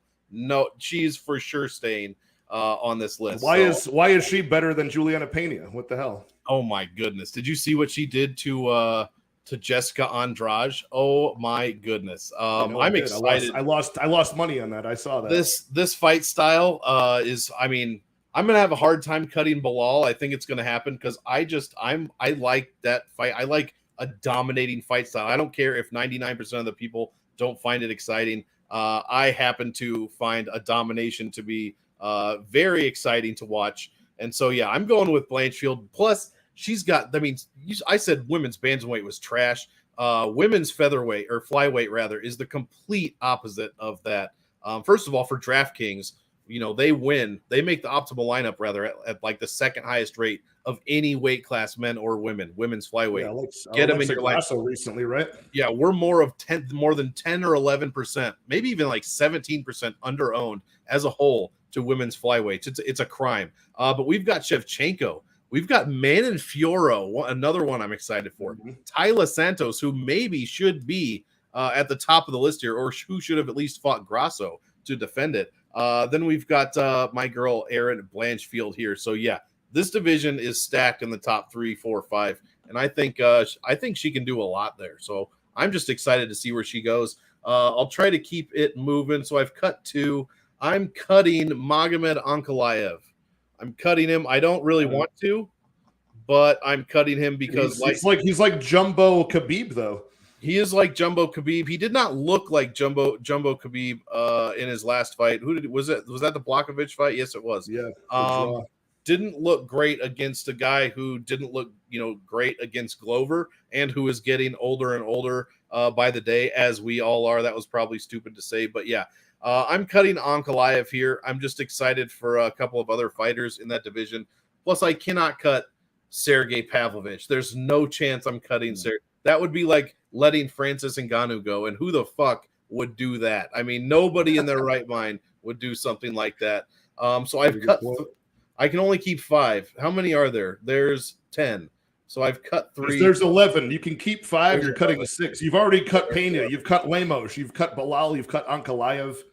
I did cut Bilal. So I'm so sorry, Bilal. I really am. So I'm keeping. This might be easier. I'm keeping Blanchfield. I'm keeping. This might have actually. I'm not cutting Bilal. I'm keeping Bilal. I'm keeping Blanchfield. I want to keep Bilal, you've got your job back, Bilal. Yeah, Bilal, you've got. I didn't mean to. Is like I poked you in the eye. I didn't mean to do it. Just don't. I like the domination style, and I love seeing Twitter melt down when Bilal wins. I want to keep Topuria, but okay, I'll keep Topuria. In my thought is Volk goes up to lightweight, right? Maybe he'll probably get the Topuria fight, but we'll see. I'll keep Topuria for now. So I'm keeping them. I'm keeping Sean O'Malley because, I mean, the dude is a draw and he's exciting to watch. And now, especially after the Jan fight, I'm really excited to see what he can do. And probably Sarukian. So who am I keeping? Pavlovich, Sarukian, Bilal. I'm keeping O'Malley. Oh, that was 6 I'm keeping. Cut Topuria then, and I'm keeping Blanchfield. So there it is. Blanchfield, all right. O'Malley, Pavlovich, Sarukian, and Bilal. It's an amazing list, dude. I think you handled that pretty well. It was fun. It's tough to cut some of these. Like the Topuria pick is tough. I like Lemos. Albazi, I'm not sold on, but I do like him. What about Mr. Africa, Dricus du Plessis? Dricus du Plessis. That could be the underdog on the whole card, man. If he does what he's supposed to, not what he's, what he thinks he's going to do against Izzy, then I'm going to look straight foolish, and I'll have to add him to the list. I think if I knew he was going to win, I'd pick between. I'd remove Sarukian, but that's tough, bro. That's tough. I know. I need my Pavlovich. I need my Blanchfield, and you can't take O'Malley. O'Malley's got to be on the list, right? Dude, this is he's got a good nickname, good old Sugar. That's like an old school classic boxing nickname, It is. You chose this is a damn good list of fighters too, man. Good job. This was harder than I thought it was going to be when I first looked at the list, to be honest. I tried to make it tempting, but these are also all fighters that are like in the running for the belt at some point soon. Yeah. So yeah, I mean, it's just to illustrate how exciting the division's going to be as a whole, the whole roster. The only division that I cut out was, of course, women's featherweight, since probably won't be another champion for that one. But yeah, man, life support. You nailed that, Monk. That was really nice. Good. Nice. Thank you. First contestant on the first ever game show on here, dude. There we go. Very, very good one, man. Awesome. How did we do, people? Sound off in the chat. How did we do? How did we do? We got AJ giving us Sergey O'Malley DDP. See, he has some DDP love. See, I think a lot of people have 2 or 3 or 4 of the same. Yeah. Yeah, Pink Floyd. There you go. That's the answer. That's the answer. Yeah, look, we were saying Pena fan favorite exactly. Don't compare yourself to Anderson Silva. God, is that better or worse? Is that worse than give me an E or Jessica I or whatever the fuck she was doing. When she was doing the training day? Yeah. She was like Which doing the open worse? work. I'm saying Pena's worse. Oh God. Yeah, Pena's was worse just because it was just blatantly just that safe hater talk when like it's like having your homies pretend to restrain you back, knowing damn well you're not going to the person you're talking to, she can't even hear you. Right, exactly. My training partner Zach in here. What's up, Zach? Saying he's going to keep good old big Sergey, Ilya, Blanchfield, O'Malley, and Drikas. That's a good list too. That's a great list too. Good, because he wants Drikas to beat Izzy, of course, man. What a nerd! What a nerd that guy is. Yeah, dude, man. Yeah, man. We'll have to do more of those. With I'll probably keep on doing stuff like that with more guests that come on. My girlfriend found some like templates like that for like I don't know, it's just random stuff on TikTok, and she's like, "You should apply this to MMA and the shows that you do." I'm like, "That's a damn good idea. I'll start doing that." More than just the betting stuff we do, but we can move right along to the main card. Everybody hit the like, hit the subscribe. Make sure you follow my guy Monk and all of his socials in the description. He's got the YouTube. He's also at MMA Engine, which is in there, his Twitter, and of course his Patreon. You can probably get access to all of your stats and things like that, right? Absolutely. All the salary voodoo, some betting stats I put out, all the advanced stats, and all the simple stuff too. Very good. Yeah, this is the line that'll live in infamy. You did a very good impression of that. Thank you. I thought so. And this is just rude, Justin. This is just rude. You're never giving the troll a chance at the belt again. Oh, God. He needs to move up under the bridge. Monk is a beast, Pink Floyd. He's very, very quick on his feet, man. That's amazing. But we can move right along. What do we got in the main card? We got Terrence McKinney going up against Nazim Sadykhov at 155. Another McKinney return after he faced a nasty flying knee round 2 knockout, but still under 1.5 rounds. He kept it on brand back in Brazil in January against Ismail Bonfim, who picked him apart pretty much every minute of that fight. Nazim Sadykhov coming off of, again, he fought who we talked about earlier, Evan Elder, in his debut. This guy's from the Serra Longo camp, so well-trained, very good boxer, slick hands. And, dude, I mean, he's a fast finisher as well, but he did prove that he can go 3 rounds and get that TKO stoppage even when things weren't going his way last time out. So just in pure principle, most of the time against Terrence McKinney these days, like this guy has proven to just be under 1.5 rounds, pretty much a round 1 or bust type of fighter who brings the storm early, whether it's the grappling or the striking, though he's got options, but it's on a timer. Otherwise, he's probably going to lose the fight. So on that principle, you could probably fade him in a lot of spots moving forward. But a guy in Nazim Sadykhov who has much less experience, and this is probably the most dangerous guy he's ever fought, at plus money, I think I'm actually going to back McKinney here. I don't think I'm going to bet this fight as far as a side, but I am going to bet the under 1.5 at -170. I've got 1 unit on that. I think whoever does win this fight, McKinney will find a way to drive this under 7.5 minutes. Do you agree or disagree, Mr. Monk? I do agree, and this is, not a hot take by any means, but this is one of the higher-owned fights on the entire card for me personally. Obviously, in fact, it's a lot just because of the Terrence McKinney side. He's 3-2 in the UFC, and all 3 of his wins first round finishes. 1 of his losses first round loss. So automatically, I'm now immediately targeting that guy that has those stats and his opponent because he also has been finished early. So that automatically gives me more to play with on the other side. The only thing is here, and I love the gym. In Serra Longo, I'm a huge fan of all those. Obviously, I'm a Marab guy too, so all those guys. I'm a huge Sterling guy as well. Another guy I love to see Twitter go off on, although they have settled down since he's after that second Yan fight. So I do like to see that. But long story short, Sadykhov against Elder finished the fight in the 3rd round.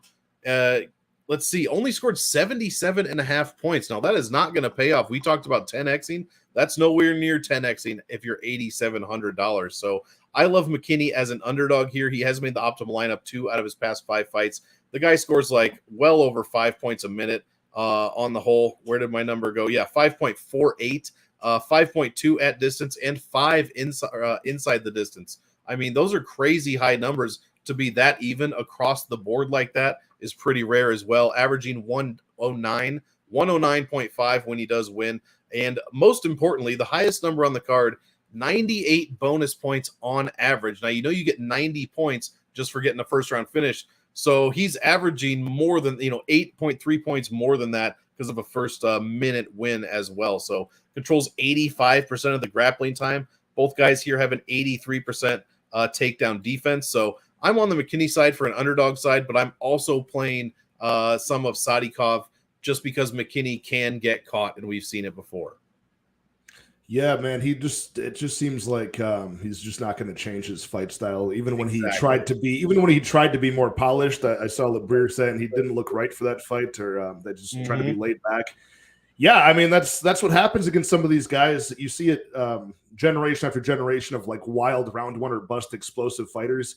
When they get more experience, they try to have certain coaches tailor their game to make it more civilized and something that they can stretch out their expenditure over 3 rounds. Then they're super timid. They're super. They're not natural. They're not flowing. You saw that with Johnny Walker when he changed his fight style. I was going to say that's a more like modern day example of that, and it just never seems to go correctly. So hopefully he comes back out his normal ways, because we know we'll cash that under 1.5 round bet either way. But yeah, I like Sadykhov. I think he's got a good skill set. Like his striking is super clean. Can be a bit low output in some fights, but it's he does mix up his striking selection. We saw that in his Dana White Contender Series bout against Hassan Zada. Started to rip into the body with the boxing pretty cleanly. You would expect him training at Serra-Longo. Maybe he does have some defensive wrestling stuff he's learned from there. He used to be a guy who would get stalemated on the cage a lot pre-UFC, but now I think he's able to circle off. And he's learned some tricks and basic stuff like that. But, dude, Terrence McKinney still has like a wrestling base and the explosive strength to get the fight to the mat on his own terms. Or like he did against Eric Gonzalez, just jumping the guy's back from a standing position and look for the choke. So, yeah, I'll take Terrence as a pick as the underdog here. I think this should be 50-50 at best, if not a slight favorite for McKinney. But it's always hard to back a guy at these odds, just plus 125 when you know he's going to be fighting on a timer. So, probably look to, if you really want to play McKinney with your money, I'd probably try to do like the DraftKings play where you're adding the money line for McKinney, the under 1.5 or in round 1. Maybe pick a method to juice that up. I think it might even be by submission here. That might be the path of least resistance, but we'll see. All I know is I'm playing that under 1.5, and I'm not really tied to his side on this one. I know we need Lou for our same game parlay here. Yeah. I think he might have Couch Warrior. I think is doing the prop. I know he's doing the prop show on the MMA Engine with you guys now. Is somebody doing the same game parlay show? That was. I don't know. I don't know if he's doing that or if he'll just write one up. Maybe I'll get him to, I'll get him to write it up for me, and I'll tweet it if he doesn't want to. Yeah, get the newsletter. Get the Lou Bet You newsletter. I love those same game parlays. They're so much fun to craft. He's good at them too, man. He's been killing it on those. Yeah, he's very good at just and not even getting greedy with those, but just tweaking it just a little bit. Just adding turning like a minus. Yeah, turn a minus 800 all of a sudden into a plus 115. That's all you need. Yeah, I saw a lot of people were DMing me and messaging me to just take Tatsuro Taira last week, who was like a minus 1,000, and just adding like the over 1.5, which was a good play. And he won the fight. He did it over 1.5, and it was highly softened up on the money line. It was like almost playable. So stuff like that I do like, but you end up just like starting small in the same game parlay and then just like slowly like seeing that number go higher and higher plus payout. And you're like, this all seems likely. I'm sure they're going to tie for knockdowns, tie for takedowns, 75 plus significant strikes, over 1.5, and Terrence McKinney wins, and you're like, okay, this is a plus. This is a 70 to 1 wins by Gogo Plata. Yeah, right, dude. I leave that to my guy Tim Troiano. I got to have back on here. That dude always messages me the craziest same game parlays, and they're always close to some of that shit too. Yeah, like $10 to win like 1,000. He had on a Holly Holm one that was just one TKO stoppage away from hitting. Everything else was perfect on there. Damn it, Holly Holm. But we can move on to another lightweight fight. We're both in agreement for Terrence McKinney there. Not high confidence, but we do like the limited time that this will probably play out either way, under 7.5 minutes for sure.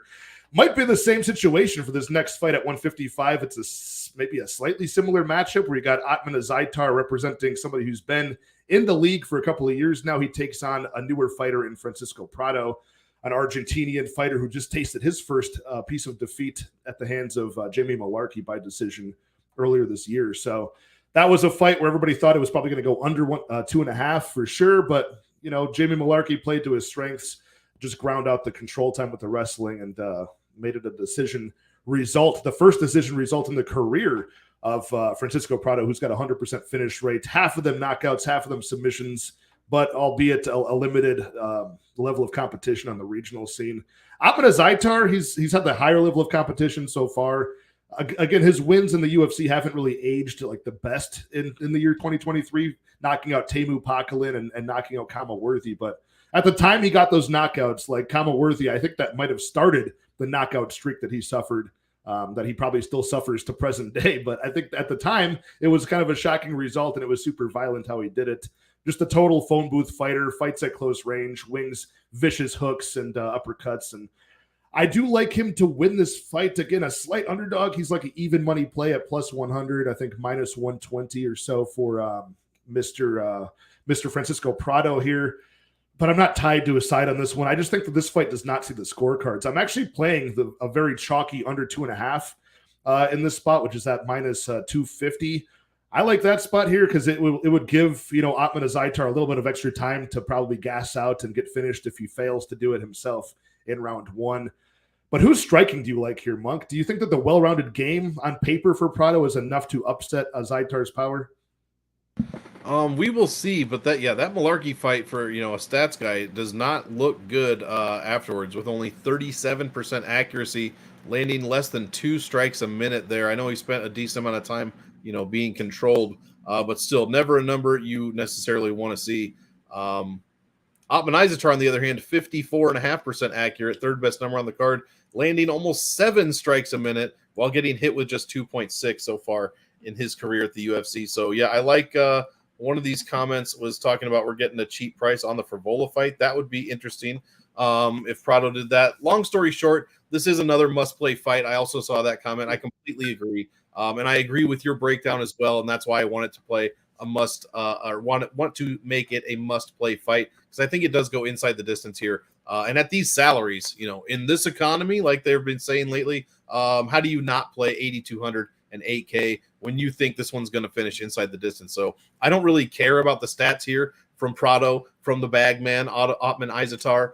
Just give me both sides of this one. And the salaries are such you could literally go 50-50 and just not think about it. So whatever your ownership's going to be, I don't ever go 100%, but I do get close occasionally. But just kind of a general rule, I don't go 100% on anything. That said, I will go like 95 though. But this one, I'm thinking in the mid 70s for exposure, probably something like that, 70 to 80. I'd be totally comfortable with. I'd love to see a finish from 8,000, 8,200. And like we talked about earlier, I think this was the comment. You're probably focusing more on the dog if you're into that salary voodoo shit. So maybe go 55, 45, 60, 40 for the dog here. Save yourself a little bit of money. Yeah, that's the comment I was talking about. Yeah, what do you think about this comment? Mullarkey is a bum, Shady says. We're getting a discount for the steamroller fight because Ottman came back after a long layoff. He hadn't fought in a couple of years. He comes back, takes on Matt, the steamroller Frivola, and gets knocked out brutally. Valdez impression. Yeah, so look, I mean, what do you take from that fight? Because Steamroller is looking pretty good, and he just knocked out Drew Dober, who's got a chin made of titanium. So it's almost like maybe is that like a fight we can look past, or what do you gain from that one? I think maybe, that was a tough one. My guy from Omaha, Drew Dober, there. But yeah, Frivola's just been so up and down lately. A little bit more up recently. I wouldn't necessarily. I guess we could throw it out. I don't know. I'm just thinking. I'm saying if we're going to throw it out, we're throwing everything out because Prado against Mullarkey. Whatever you want to say about Mullarkey, I don't think he's a bum. I don't think he's great. You know what I mean? I think he's a standard kind of guy who's probably going to turn into some sort of gatekeeper at some level before he retires eventually. That's probably just his path, which is fine. Continue making money, doing what you love to do. That's cool. Get them nice long flights from Australia or New Zealand or wherever. Oceania, we'll just be specific. But yeah, I'm thinking throw it all out. If Malarkey is a bum and Prado, we're getting a good price on Prado here in a rematch of the Frivola fight. I know what you're saying. Then yeah, give me him at 8,200. He's going to score a shitload of points. And if it goes the other way, then the Bagman could drop a bunch of points as well. He did put up 111 and 96. So at 8K, we're in the realm of possibility for being considered for the optimal lineup. So yeah, I love this fight for DraftKings, man. Yeah, I wrote that down. That's one to target 50-50 either direction, since it is kind of a volatile fight here. Don't want to miss out on either side. But yeah, Azaitar, a guy who I just don't think is really – I don't think he's really complete enough to go further than like kind of like a McKinney time level in this fight. Like over 1.5 would be his limit. Yep. And then I think he could fall apart. So Von Theme. Yeah, but I'm not sure because we don't have a lot of data on it. We haven't seen the guy a whole lot. So I'm giving myself the extra time with the under 2.5 because I think it's going to be violent. I'm convinced of that for either guy. It's just I don't want to be pigeonholed into the over under 1.5. You know, I want to give myself pretty much the entire fight. So I'm paying the extra chalk on it, but I'm not investing much. I got 1.5 units on the under 2.5 here. So hopefully that pans out. Yeah, man, that's going to be a fun fight, though. What a pair of fights to have back-to-back. Terrence McKinney and Nazim Sadykhov at lightweight, and then kind of like a sort of mirror image of that fight, Azaitar and Francisco Prado. They should just make it a fatal four-way, Monk, and just have them all go at it. Shit. Hell yeah. I'd be down for that. Same weight class, you know, similar UFC records for these guys. You got, or they could do a tag team. The veterans of the UFC and Azaitar and McKinney versus Sadykhov and Prado, the new blood, you know? Dude, that'd be sick, man. A fatal four-way sounds way better than Grand Prix. Let's do it. It's true. So many options here, man. But right. Yeah, so I'm sorry, who are you siding with in this one? All said and done. Who gets the job done? Man. Whew, that's tough. For DraftKings, I'll have more of the dog. Barely, for obvious reasons, salary-wise. But I'm probably picking Prado for the win. Prado, man, something about that guy's chin just looks like I don't want to bet against him, but yeah.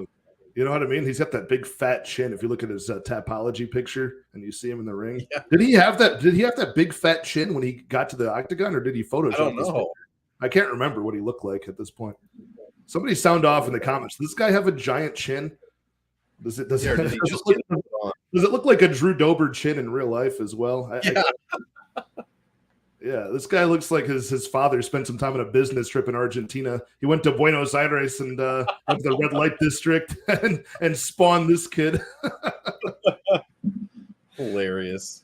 All right, dude. We can move right along to the final women's featherweight bout featherweight bout of the night. Women's featherweight bout this time, though. Norma Dumont taking on Chelsea Chandler. This is an intriguing fight, dude, because we've got Norma Dumont, who's kind of reigned over this division. She got banished to 145 a long time ago, but she's done pretty well in the division, man. She's in the UFC. She's only dropped like that one debut where she got knocked out from Megan Anderson, and she dropped that decision more recently to the giant Macy Chiasson, who kind of out-clinched her and out-wrestled her in that bout, and she showed a very low effort to fare there. But Chelsea Chandler, really large-built woman, just kind of like Norma Dumont. Chelsea Chandler's training out of Cesar Gracie Jiu-Jitsu in Stockton. She's got a 5-1 record. All of her bouts pre-UFC were in Invicta, and she's done pretty well with putting her giant hands on women and actually getting club and sub victories, knockout victories in a couple of them. And she just came off of that fight against Julia Stoliarenko, where she was able to kind of float her hips, end up on top position, transition to mount, and just pound the face in of Stoliarenko at the end of round 1 for the TKO stoppage. So I do think she possesses a pretty strong power in her hands for any women's division, especially 145. But against Norma Dumont, you're going to have to probably show a consistent effort to, damage her over 3 rounds, like do the majority of the work over 2 rounds. I see Chelsea Chandler slowing down even like towards the end of round 1 in a lot of spots. She gets kind of slow and telegraphs her strikes. I think Dumont is going to have the better footwork, moving in and out, moving laterally, and putting, just pot shotting her from the outside and staying on her feet. But I think there's a lot left to learn about Chelsea Chandler. She's a purple belt in BJJ, trains out of a gym notorious for good submission fighters, and she's heavy-handed. So this could go any number of ways, in my opinion. I'm going to go with Norma Dumont for the experience. But once again, we've got a spot where it's like the money line looks okay. We're looking at, what was it, minus 140 for Norma Dumont, plus 120 for Chandler. I don't know why. Why am I not excited to play Dumont? It's just, if I played Dumont, Monk, I feel like I would have to play the under as well, just to cover me in case Chelsea Chandler finishes this fight early, which is, I think, her best path. So how do you see this fight playing out? Are you impressed by Chandler at all? Statistically, yeah, but it's such a small sample size that I can't, I got to keep it in check. We've only got 4.5 minutes here. In that 4.5 minutes, she scored almost 5 points a minute. It scored almost 111 in that win there. So we do love to see that combined. She almost had, she had no takedowns, but controlled like half of the fight, 49% of the fight, landed 38 strikes in 4.2 minutes. It's almost 9 strikes a minute. I mean, fantastic number. I don't care, who it's against, Julia Stoliarenko or not. And yeah, I think it was at catchweight. That probably would have been 140 if I had to guess. But yeah, that's impressive. Norma Dumont, you don't feel comfortable playing her for a good reason. Whatever you're seeing translates to the stats. She scores 2.37 points a minute, very low number, 73 per win over her last 4 wins. And these are against Carol Hossa, Danielle Wolf, Aspen Ladd, and Felicia Spencer. Her highest score there was against Danielle Wolf. I believe that was Danielle Wolf's second UFC fight, if I'm not mistaken. Like, what the fuck was that all about? Her second pro fight, you're saying? Yeah, second pro fight. That's what I meant. Yeah, thank you. Went to decision, put up 92 points, which is, I guess, respectable. But she was 9,200 that week, which is, just a 10x. Did not make the optimal lineup, has never made the optimal lineup. Just does not score well. So overall, I'm kind of having the same argument as the last fight. All that said, this could be a sneaky fight, man. And I already recorded. I haven't released it yet. Game Theory will be out tomorrow on my channel. But I said that in this video. I just have a sneaky, weird feeling that either Chandler's going to get a finish or Dumont's going to get a finish, that one of these women is going to, score higher than they probably should, and possibly be on optimal. At 8,400 and 7,800, I can easily go over the field on this fight because the ownerships are going to be so low. Dumont's stats are crazy, crazy low, as I just said. Chelsea Chandler's a dog here. Yeah, her ownership might be higher because of her last win, but honestly, I think you can go over on this fight by 10% easy. I just have a weird feeling, man, this one could be sneaky. I hope not. And the stats actually don't back me up. Women's featherweights only make optimal lineup 9% of the time. So by far the lowest number out of any weight class easily. So maybe I'm just blowing smoke, but I think I'm leaning Chelsea Chandler here. I'm going to give the dog a shot on this week, 7,800. Dude, I don't hate it, man. Out of that southpaw stance, she swings that thunderous lead right hook. I like that one. And dude, that straight left is thudding as well. She's, like I said, she's very physically imposing, as is Norma Dumont. But Chandler, yeah, I feel like if she slows down, she could be in danger of getting flattened out and finished on the ground by Norma Dumont later in the fight. And then early on, I think Chandler's got I think there's more to meets the eye to her BJJ. That could be a possible way to finish the fight for her. A club and sub is certainly live. Ending up in mount somehow the way that she did against Stoliarenko, maybe less likely, but that's also a route to victory. So I like the underplay. The fight doesn't go at plus 170, the under 2.5 at plus 190. If I was on the Norma Dumont side with any investment, I might supplement with the unders because I think either girl could get it done that way. So if Chandler, screwed up your money line bet, you could still get plus money on her finishing inside the distance, and vice versa. If you're on the Dumont side, you could possibly, you could turn out even if she wins by decision, or you could, double up if she wins and she does inside the distance. So I think that's a sneaky way to play it. But I don't know if I'm going to get invested in this one. I want to learn more about Chelsea Chandler before I get too involved with her, because so far she's had one UFC fight and it was against Julia Stoliarenko, who was like 1-3 in the league. So what are you going to do with that? Not hard to look. Not much. Not hard to look impressive in a debut over her, as long as you don't get submitted by armbar right away. So yeah. Well, yeah, dude. Labrier. certainly does hit hard. Lipper, you're saying, do you have an email? Email you. Yeah, just do addictedtocombat@gmail.com, man. I would appreciate any insights you have, dude. I'm still learning about this, man. So thank you for offering. Yeah, that's addictedtocombat@gmail.com. You'll see my logo on there. Let's see here. Where are we at? Women's featherweight. Oh, we are already at our co-main event because Walt Harris is not fighting that dirty cheater, dude, on so many steroids. But we got Albert Duraev taking on Junyun Park at middleweight. You like that one? Yeah. Dirty cheater. Get them all out of here. Yeah, I don't know. That's just my right.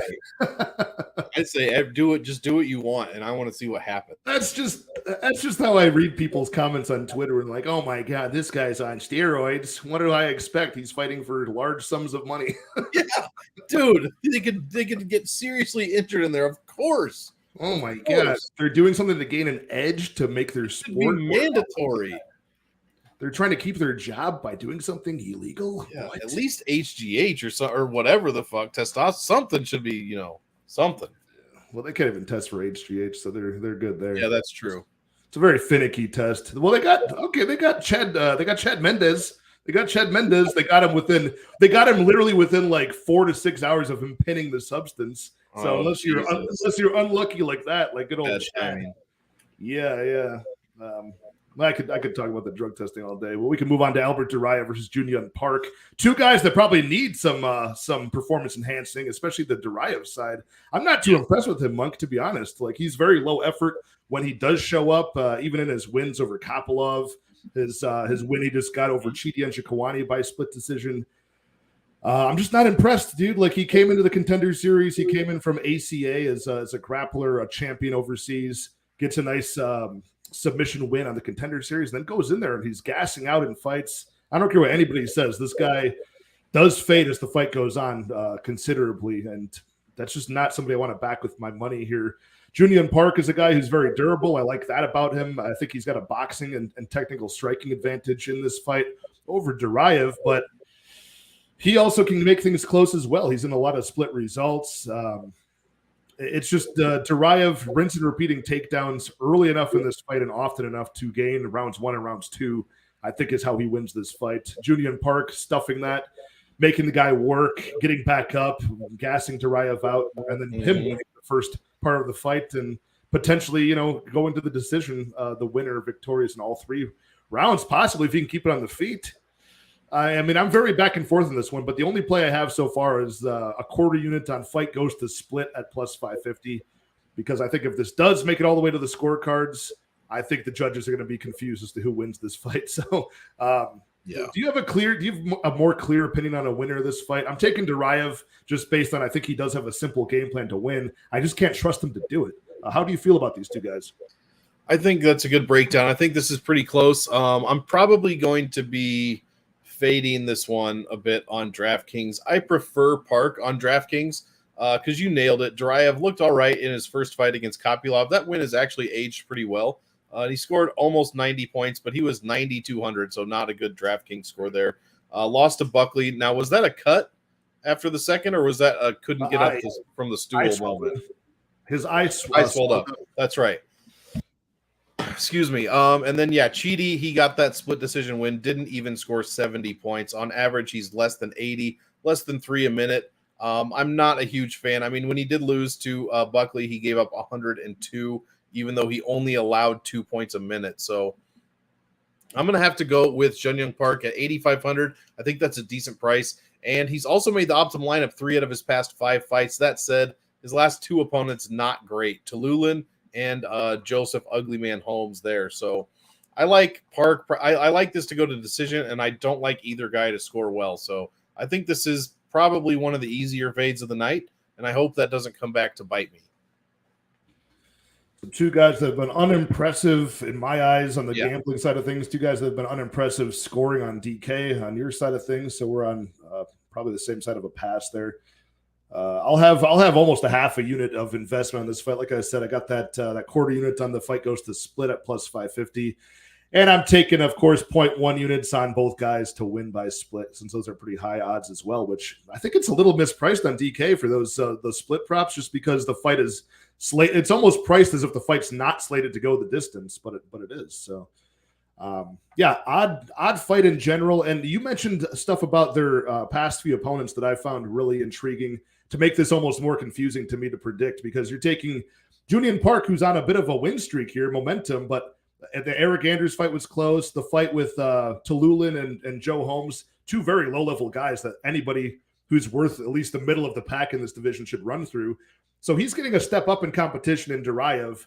Duraev is actually getting a step down as far as like the dangerous threat of getting finished in this fight. Like Joaquin Buckley, power threat, can't get the takedowns going. Chidi Njokuani, super physiologically gifted as far as the measurables go.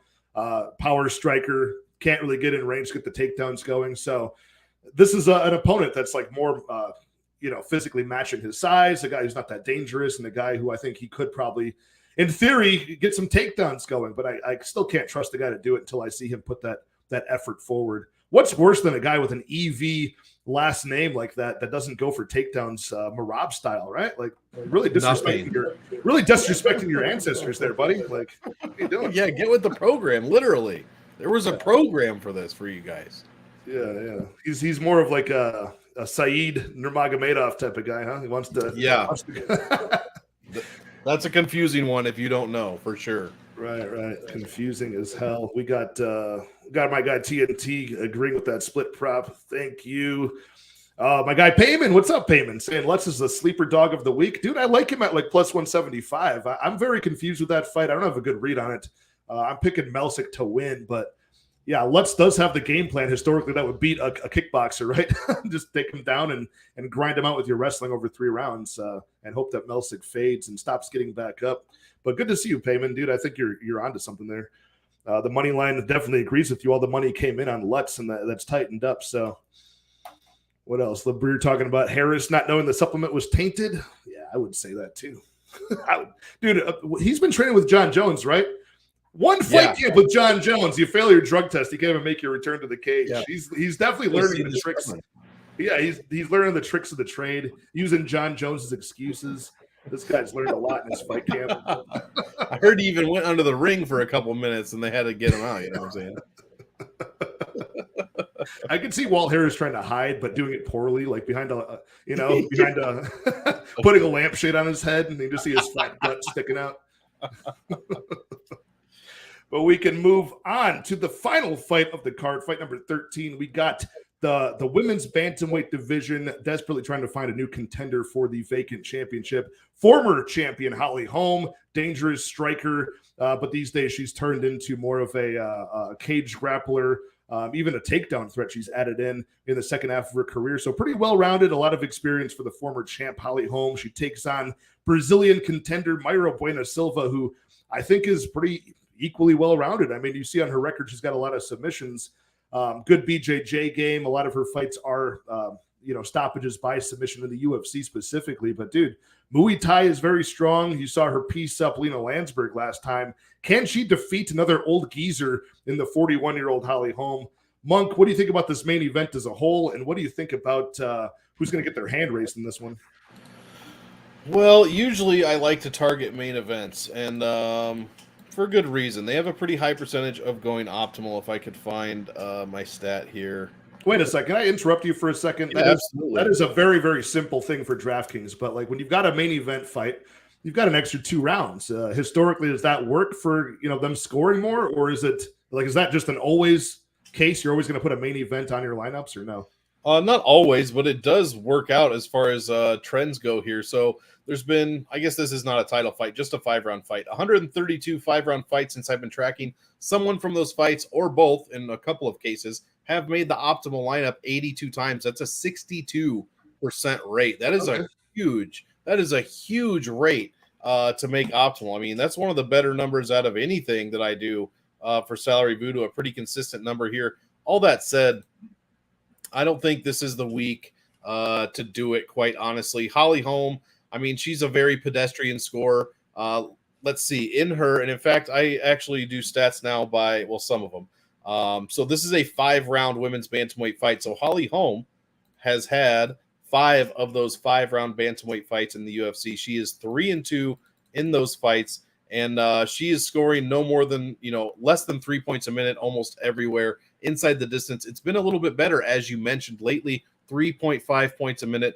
No one is scoring against her. She's allowing 1.71 points overall in these 5-round fights, but she's only scoring 99 points per win. That's it in these 5-round fights. Maybe at 8,600, if things go right for you, that could be good enough to make the optimal lineup. Personally, I would need more than that to be able to back it. I'm just not I don't know how much I'm going to be able to get to her this week. I mean, Mayra Bueno Silva, you look to the Mayra Bueno Silva side, but she's scoring less than 90 points in her last 5 UFC fights. And overall, or per win, I should say. Yeah, it is. She's scoring 90.55 points per win. I'm just three fight. That's decent, but 3 times she's won. I believe she's finished fights or won in the first round. Which is it? I lost my stats here. 3 times she's finished the fight. They might have all been in round 1 as well. I know she's all in her last 5. That's it. I'm pretty sure she's had 3 wins. All of them 60%. Yeah, all in round 1. She's made the optimal lineup 1 time. This woman only scores like 70. She's been scoring like 70 points. Like, she just scores nothing at all. So I can't back her basically at all unless I knew she was going to come out here and armbar Holly Holm in the first round, which I don't think is going to happen. I think this one goes to decision. And excuse me. And I don't think the winner scores very well at all. So I don't have a problem fading this one for the most part. But I guess the pick is probably Holly Holm, but I am not confident in it. And I'm also not confident in Mayra Bueno Silva. So this is the same woman who went to a draw with Montana De La Rosa. So I'm leaning Holm, but the almost 42 years old is kind of scaring me off, even though she's looked good recently, man. She's looked good. I'm just going to hope this goes to decision and does not score well. That's my hope. And otherwise I'll probably be regretting it because I'm not going to have a lot of this fight. I thought about exactly what Pink Floyd is saying. Mayra Bueno Silva, her cracking, her thudding blows score with the judges just on impact. And if they go to the mat, Mayra is getting the sub. I think she's probably, like we just mentioned, she's gotten those submissions all in round 1. I'm sorry, the last fight with Lena Landsberg, that was a round 2 submission by knee bar. And that was a spot where she didn't even really go for the takedown in that sequence that finished the fight. Like Lena Landsberg got out of, I think Bueno Silva had like full hooks in or something. Lena Landsberg got out of the body triangle or something like that. She stood up, engaged again in the grappling with Mayra Bueno Silva and got her knee compromised there. But yeah, I mean, I agree with what you're saying. I think the way that Mayra Bueno wins this fight, if it goes all 5 rounds, is she had to have like the first 3 in the bag, in my opinion, right? Like she had to have a mix of good cage wrestling, maybe some grappling on the mat control, the thudding Muay Thai techniques you're talking about. Very nice body work she showed in her last fight, and just land pretty much, well, she still has the effort to. I think her cardio is going to fade compared to Holly Holm. Most people's do. And Holly Holm will still be dancing around and light on her feet and athletic in round 4 and 5. So this could get greasy on the scorecards. I think you're totally onto something here. And that's really why I'm not betting her with my money this week, even though all of like the stuff on paper, all of the experience, the speed, the accuracy, the striking, the volume, all that stuff, I think goes in Holly Holm's favor here. As long as she does not tangle with Mayra Bueno Silva early in round 1, 2, or 3, I think she's good to go to win this fight. So picking Holly Holm, but something about getting behind Holly Holm at 41 years old is just not grabbing me this week to put my money behind. Yeah, it's not a good proposition. I like what LeBrier says, where Holly Holm is better everywhere, but the thing that scares you is her catching an arm. Absolutely, because Silva can do that. That said, Holly Holm is levels and levels, even at this age, better than Landsberg, Egger, Wu. I'm not. I don't know. Probably not Manafioro, and then Montana De La Rosa for sure. Yeah. But yeah, looking at the last, you're looking at Wu Yanan as a measure of like her getting into a Holly Holm fight. Like that's just exactly. Like, come on, you know what I mean? And Lena Landsberg, I thought was, she's just lost. She clearly looked her age. Like Holly Holm doesn't really look her age right now. Lena Landsberg looked like she was 40 years old. Totally stationary target, just like a heavy bag getting her ribs kicked off early in round 1. Not a good look, and then she retired after that. So, yeah, but Man, I mean, taking a women's. Is there ever like a strong argument against somebody betting a women's underdog at this point in time, especially against a 41-year-old who's clearly on the downside of their career? Probably not. I wouldn't talk anybody out of it, but I just think it's going to happen early rather than later. I like what Tyler from 138 MMA is saying. The fifth round knockout for Holly Holm plus 100. I think Mayra Bueno Silva is going to be very, very slow at that point. So that might. Now that I've seen it, I might have to put some shekels on that for sure. Just since I've got that fear of missing out, Monk. Just if that hits, I'll be like, damn it, Tyler told me I didn't do it. Yeah, you see a line like that. Yeah, definitely. And last but not least, Labrir saying if Silva can't beat Hannah Montana de la Rosa on the feet, Holmes will eat her up. I think she will. She's such a good mover. And you got Mayra Bueno Silva who can look lost out there, with that slow plotting technique. I think she'll be kind of wide-eyed, looking around, looking to clinch up, and I don't think it's going to work. So you got to remember that Holly Holm is still very big for the weight class and uses that to her advantage. So Grandma Holmes, I think, picked the decision to win here. Monk's in agreement, and he's staying off of this from a DraftKings perspective for the most part. What is up, Papa Chuck? Dropping in at the last second. Man, good to see you, Papa Chuck. Better late than never. I hope all is well with you, man. But that is all 13 fights, Monk. We did it. You even crushed it in the new game I had at halftime on this card. So I appreciate your participation. Let the people know where they can find you. And thanks for sharing your knowledge and teaching me DraftKings once again, man. Yeah, absolutely. Anytime, man. Anytime you need somebody, I'd love to do it. And I want to start getting guests on a couple shows as well, possibly the nickname show. So you'll be one of the first top names on my list for sure. I'd love to. But yeah, you can find me on MonkMMAtics YouTube channel, on Twitter as well. Same as right below me. But yeah, I'm getting, let's see, Game Theory will be out tomorrow. I'm one day behind on everything. It just, if I just fuck off for one day, it just totally ruins my whole week. So I got to stop doing that. But Game Theory will be out tomorrow. Salary Voodoo will be out tomorrow. The nickname show will be live on my channel at 9 p.m. Just come on in and check that out. We're just bullshitting. I don't put any stats up. I look at spreadsheets all week for this. No stats are up. We're just talking about how good or bad nicknames are, fighters' tattoos, their hairline, just dumb shit. Just come on in the chat, have some fun. Other than that, yeah, next week we've got the London card and then 291 after that. So looking forward to it. A nice little, they're fights. I'm glad that we have fights for sure, but this is definitely a lull in the summer, but maybe it was needed. Everybody's talking about last week's card like it was one of the better ones they've ever seen. I tend to agree. So maybe it's just, they can't all be back-to-back bangers, you know what I'm saying? After Usher puts out the banger, the next one's going to be a little bit of a slow jam, all right? You got to remember that. There's balance. Absolutely, dude. And speaking of your nickname show, you're like, yeah, you can make fun of the fighter, make fun of their hairline. Isn't it nice to have that privilege where you can make fun of hairlines with no retaliation coming back your way? It's so nice. It's a great privilege, dude. We get that, and we don't have to spend money on shampoo. So that's fantastic. 2 wins, baby. Dude. So yeah, I'd love to be a guest on that show at any time. Make sure you guys already know all the knowledge that Monk is dropping. You guys have faith in that after hearing 2 hours of nonstop money-making stats. So make sure you go down below and support his Patreon, and you too can access those same stats that he's worked hard to continue crafting week after week. So thank you guys for hanging out in the chat. We had an awesome back and forth with everybody on this tricky card. I'll have my best bets and props video out in the next day or so. Good luck in all of your betting action. I will talk to you guys very soon. Cheers.